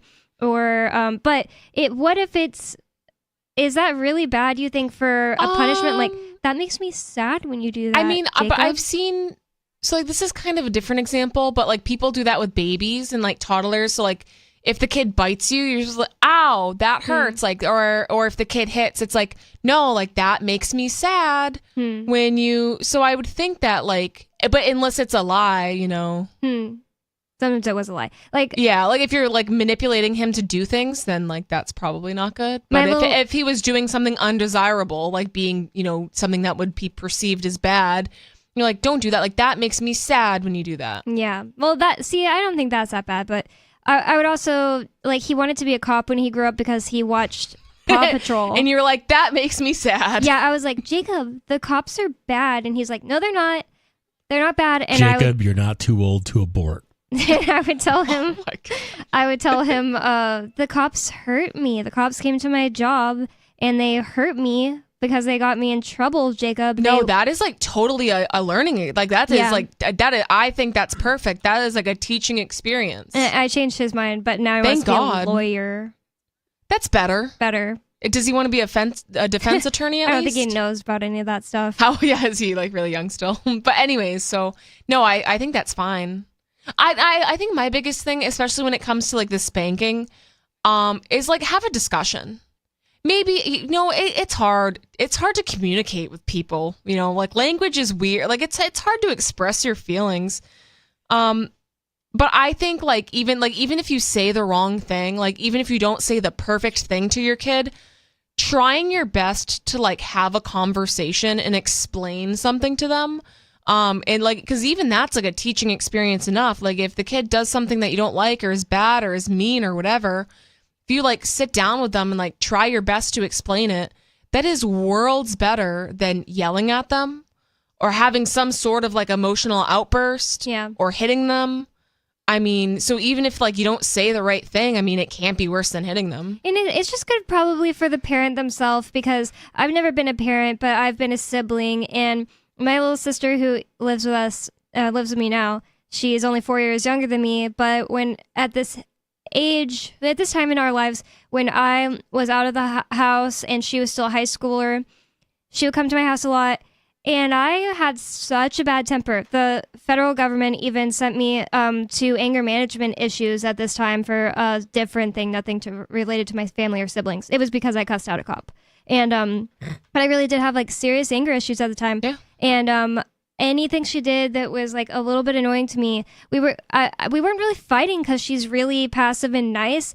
I would just find myself in a horrible mood, like all irritable the time. And cranky. I was so irritated with her all the time because she would just do things wrong and like just mess things up. She'd be at my house a lot because we'd be hanging out a lot, like after she got out of school. And then if I felt like that all day, like I just had to realize that feeling like that all day was my problem. It wasn't that she is dumb and does everything wrong, and that it was hurting me.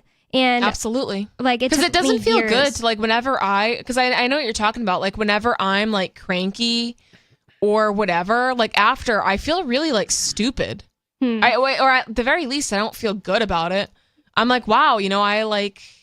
Yeah, it's not a good feeling because it kind of like takes the power away from yourself, right? Like when you're like almost a victim of your emotions, that doesn't feel good. It's like, wow, like it feels like a weakness. Yeah. Almost. Yeah, and I just feel like that's kind of how some parents just walk around all day, just angry at their kids and yelling at their kids, and you really are a victim of your emotions if you have to scream at your kids. I had one parent who their child is grown now, like in their 20s, and they told me this story of they only ever hit their kid once, and the kid might have done something, really bad, undesirable, whatever. And they gave them like a few spanks, and then at the third one, the kid was like, stop, like begging, like, please stop. And to this day, I mean, this person told me this story recently. It's almost like, and the kid told me like they don't remember it. The kid that's in their 20s is like, I have no recollection of this at all. But the parent remembered it, and they felt so much guilt inside. 20 years later, they were still like, I feel so sorry I ever did that. Like that was like the worst thing I did as a parent. So I think even like spanking and all of that stuff, like it's not good for the person that's doing it too. You know what I mean? Like you hold that stuff with you. And I don't think it's good for a parent or child, honestly. And the main theme here, the most important thing I think to say is that it's always actually violence. Violence is always violence, no matter who you're committing it against. Especially children. Yeah. The initiation of force is always illegitimate. We'll be back tomorrow, 603-283-6160, if you'd like to put that in your phone, because that's the end of the show for tonight. 603-283-6160. It's been Free Talk Live. Thanks for listening.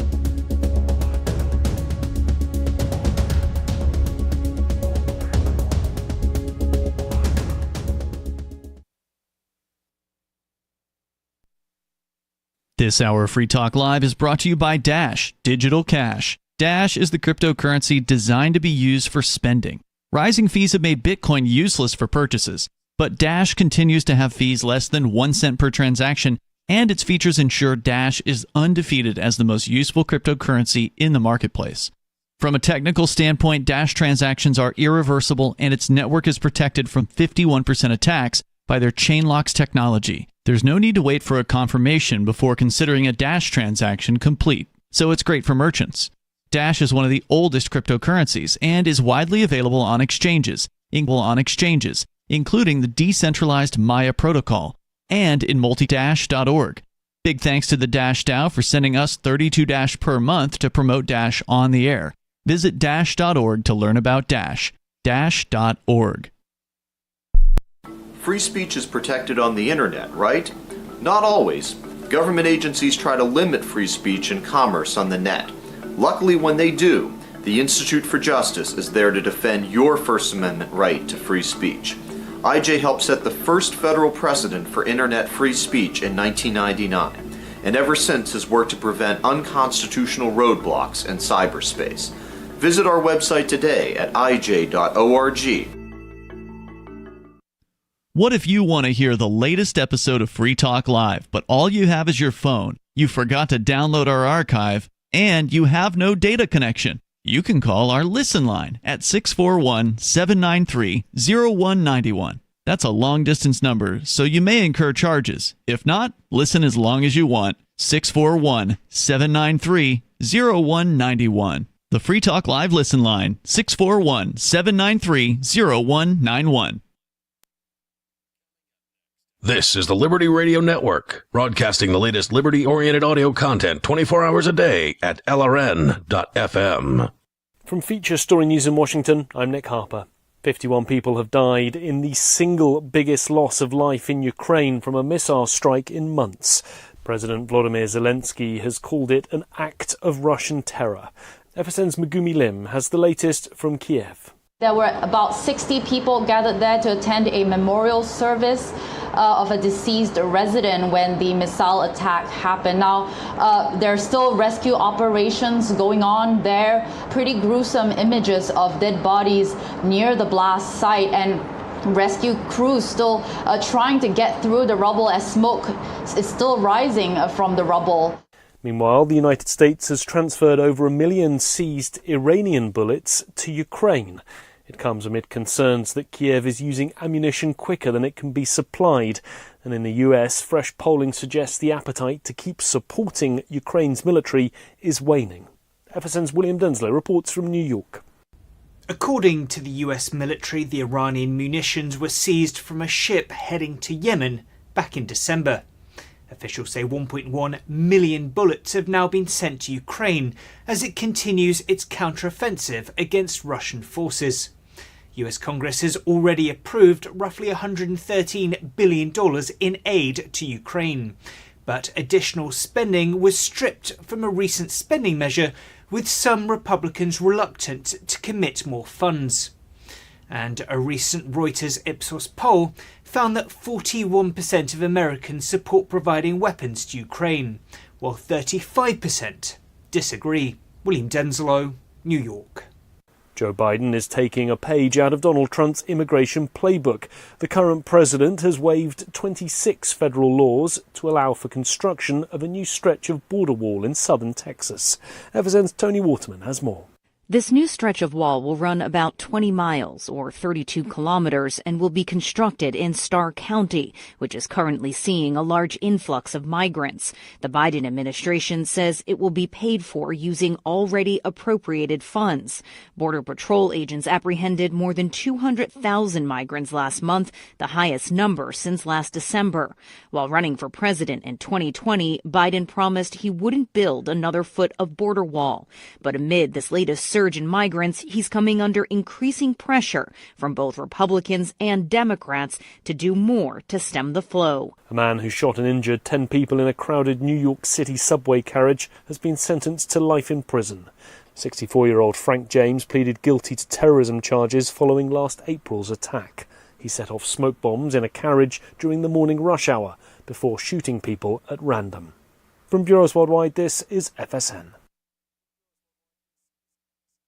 Medical experts announce that an Ebola vaccine is at least 50 white people away from being developed. The CIA is now ready to install a female world leader, and a sex toy is discreetly shipped in a plain dildo-shaped box. Rising to the top of the video news summary game through an unstoppable combination of glad-handing and payoffs, this is the Onion Week in Review. Reflecting on his accomplishments and questioning his current abilities, the Lord God Almighty, our Heavenly Father and Blessed Savior, told reporters that he was no longer confident whether he would be able to create the world in only 7 days. He who commanded light to shine from the darkness admitted that the mere thought of producing the entirety of the universe from nothingness, a task he once completed with time to spare, had become surprisingly daunting, and added that creating a small, lifeless moon or asteroid now seemed like a more realistic goal. In this week's science news, psychology comes to a halt as weary researchers say the mind cannot possibly study itself. This is the Onion News Network.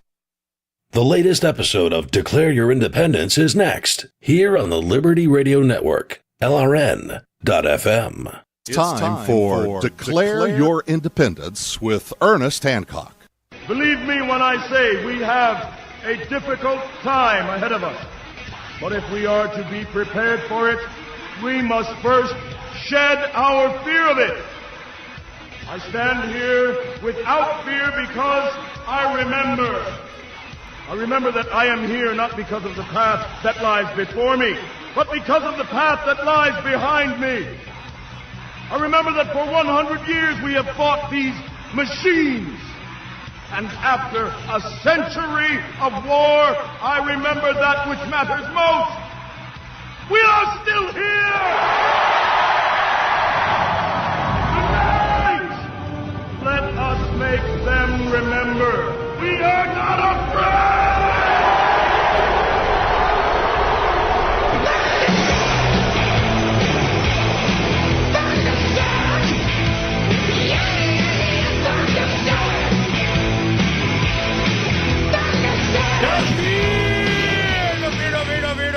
No fear here, and declare your independence of me, Ernest Hancock, and another independence declaring kind of individual, Keith Knight. Don't tread on anyone. Don't tread on anyone, Keith Knight. All right. Now, Keith's a good friend from Phoenix, Arizona, which we're on our way back. We're from Maine. We just left last night. We're in Harrisburg, Pennsylvania now, and going back to Arizona IA, which is going to mean some Ernieisms, here we come. We'll talk about that. Now, one of the things is Keith Knight is managing editor of the Libertarian Institute, along with Scott Horton. Started that with Will Grigg back in the day, and Will Grigg, which great. I mean, if you don't know who Will Grigg is, you're poorer for it. But he passed away. He was one of the speakers at one of our Freedom Summits one time. But the deal was, because he always has this 15 gazillion kids with him, that his kids got to come. So his kids came and they had a good time at the summit. Now, the your stint over at Libertarian Institute, I want to talk about that a little bit first. But what we're going to get to is that he interviewed, let me pull it up here. He interviewed Cenk Uygur. Is that how you say it? Cenk Uygur, yes. Yeah, Cenk Uygur. Now, he is, the head guy from the Young Turks and progressive, but right at the same time as he was interviewing him, I was interviewing a guy named Egberto Willies. He's a talk show host, author, same kind of bio from Houston. And it was interesting. And I go, progressives like this talk show high end, they don't get the memo to go talk to a bunch of anarchist libertarians, without permission slip. There's something going on. So I listened to both of them. Man, it was yep. There's a thing going on, and right at the time that we have RFK Jr. talking about third party stuff. We have libertarianism is going all over. One of the things, all the candidates in Arizona, libertarians that run or whatever, I was thinking, I'm going, what would be a good slogan they all have on their signs? It says at the bottom in little parentheses, it'll say pronouns. I told you so, but they all do it, I told you so. Oh, that guy's so arrogant. Then you see another libertarian sign. I told you so. I wonder if that go over. What do you think? I'm not sure. As far as I told you so, that there's so many items just with Ron Paul alone. I mean, and the amazing thing is that they've more or less conceded. Even guys like Max Boot came out in Foreign Affairs and said, what neocons got wrong about the war on terror. And he frankly admits that, Iraq was a debacle. Of course, murdering innocent civilians is referred to as a debacle. When other countries do it, it's inherently evil. But when the U.S. empire does it, it's, more or less a mistake or a quagmire. Can't we all forgive each other? We just got. Can't we all get along? See, that's what I think is going on, Keith. As I scour. I'm sure you spend a lot of time, on the internet, going over stuff and looking for and your social media crap, which I don't spend hardly any time on, but I can see the change. I've been doing this for decades. I mean, I started this back when I was your age. Are you still in your 20s, late 20s? 27. 27, youngin', but probably more well-read than any freaking libertarian you guys know. I mean, the guy went deep, and he wrote the book. Yeah, let's pull that up. All right. The Voluntarist Handbook, okay? Now, tell us about this a little bit. So all I wrote in this were the 2 introduction pages and the 2 afterward pages, which summarize the entire thing for people who aren't willing to read all, 300 plus. But what this is are a collection of the 50 things that I read that really took me from being a progressive to being a libertarian. So I have people on the right in there, like Joe Sobran, who was the senior editor at National Review right under William F. Buckley for 18 years. He has a chapter in there titled The Reluctant Anarchist, published sometime in the early 2000s. Also have people on the left like Sheldon Richman with his article Social Cooperation, the importance of, really empowering individuals. Much like the Democrats will say, it's vitally important that you get a 1 in 10 vote once every 4 years between 2 politicians. Well, Sheldon makes the case that actually the way to empower vulnerable people is to give them economic freedom. So both from the left and the right, going back 150 years to Frederick Bastiat, I try to show how all these different people had different starting points, but came to the same conclusion, which is that social cooperation through a free market is economically and morally superior than using state coercion to achieve your ends. Okay, now this is what's interesting for the audience, so they know. Keith was progressive, Obama supporting, loving kind of something, and why did that change?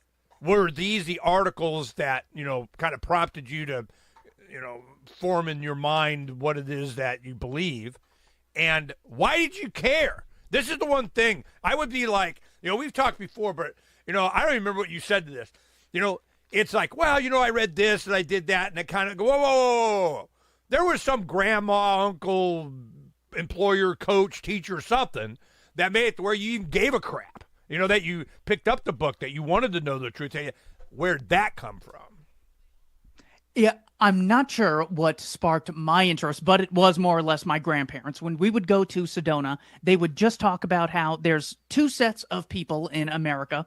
There's the Democrats who want to give people things: housing, healthcare, food, education. And then there's these other people who oppose the Democrats.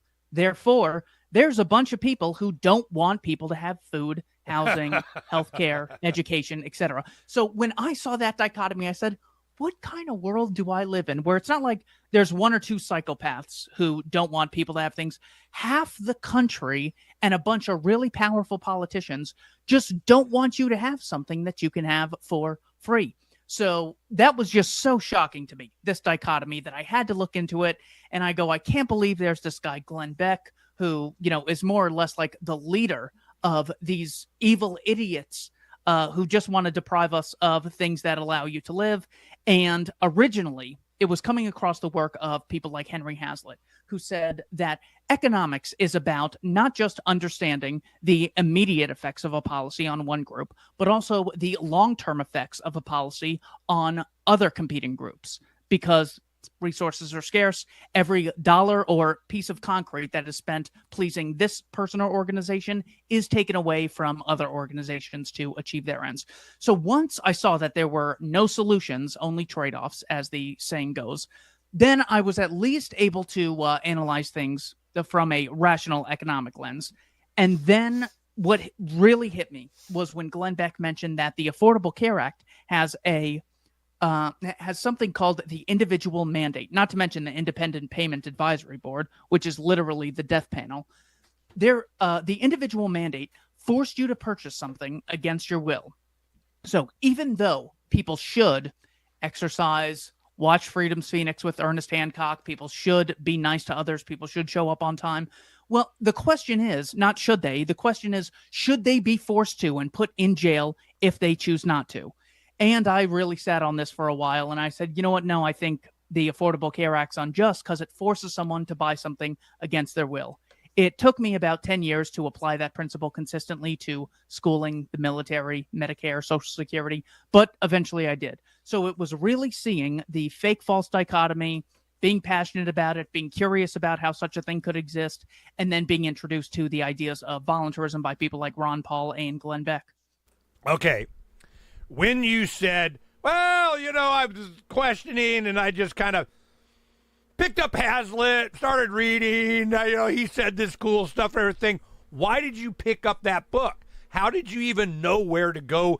Okay, I'm curious. I want to know something. Hazlitt? Seriously? You start off at young 20-something, all of a sudden I'm going to start reading Hazlitt? How did that happen? So I was supporting Mitt Romney in 2012 because I wasn't really familiar with libertarianism. And I think it was NBC, had interviews with all of the Republican candidates in 2012, just before the debate. And the question posed to Ron Paul is, if there's one book you could recommend to introduce people to the ideas you're bringing to the table, what would that book be? And he said The Law by Frederick Bastiat. No. So I looked at that book, I bought it, and I read it, and I didn't get it at the time. I think I was too young to appreciate it.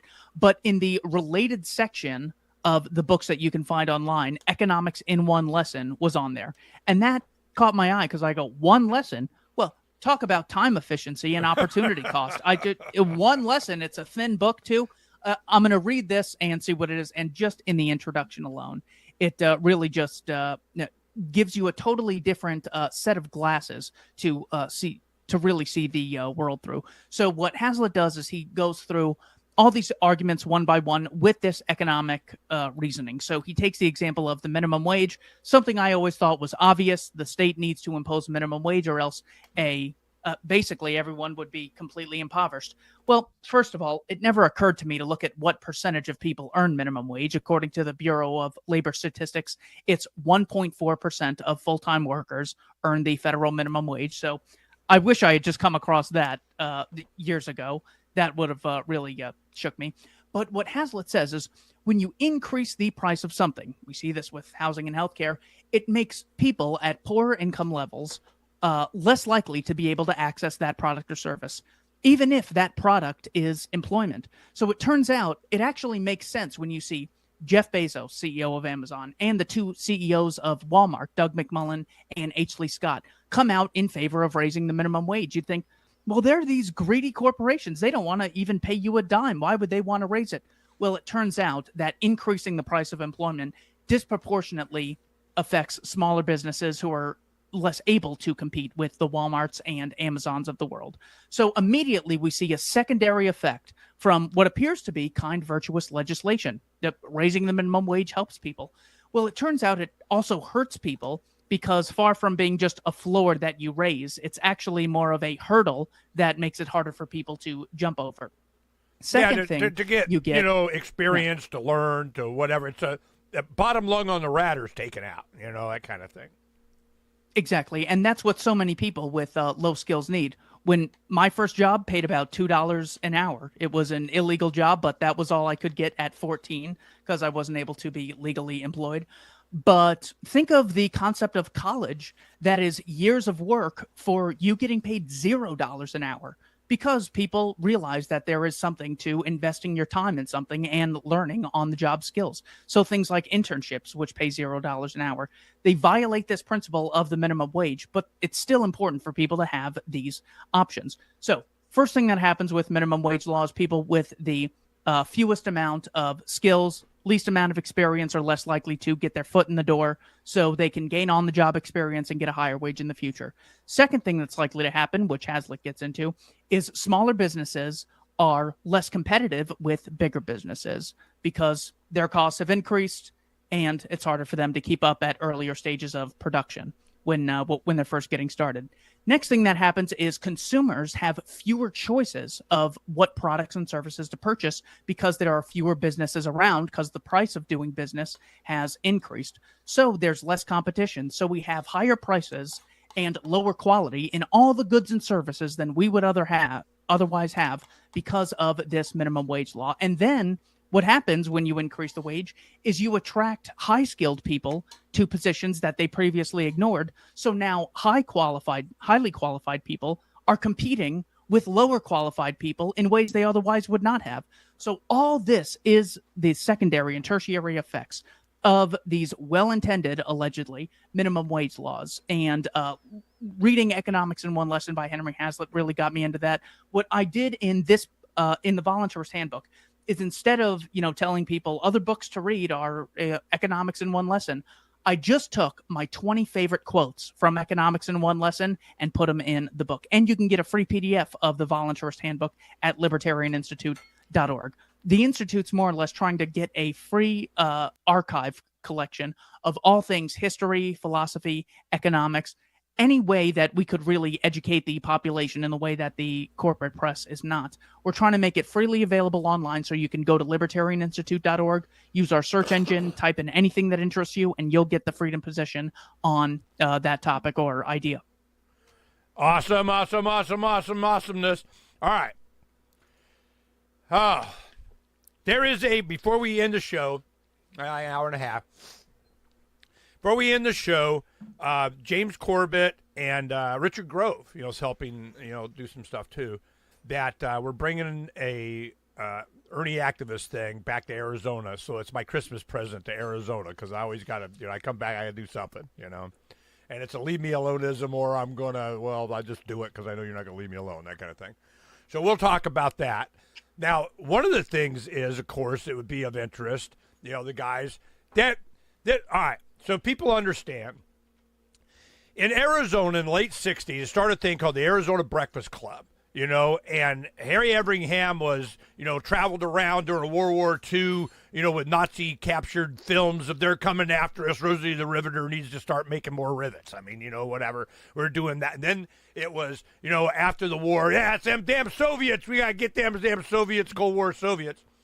And it was just, it was kind of like, a MAGA thing. I mean, it was a big deal. Now, what I found out later, I don't know if you know this, Keith, Harry Everingham that started Arizona Breakfast Club that eventually, I took over, we're going to start up again when we get back, was a contemporary of Leonard Read, okay? And his problem with damn libertarians, he old guy, he died at like 94. His problem was when I first started speaking there, that's how, I got to know these guys.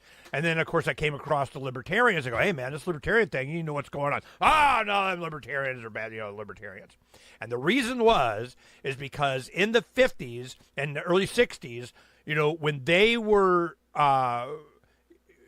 whipping up donations and support and everything for God, family, country, family deal, in that order, God, country, family. I'm like, I'm going to flip that around a little bit. But what happened was he and Leonard Read were contemporaries, and they worked on getting the United Nations material out of the Girl Scout handbook, okay? The United Nations comes, and then it's the Girl Scouts. Oh, you got to get your UN badge, that kind of crap, right? Yeah. So they went after it. Well, I was doing some research. I hurt my arm, and I was writing, a bunch of stuff and, keep myself busy when I had my restaurant, and the family was running it for me. And I was doing some research, that internet thing was starting to go broadband, and found out that Leonard Read and him were contemporaries and worked on this project together.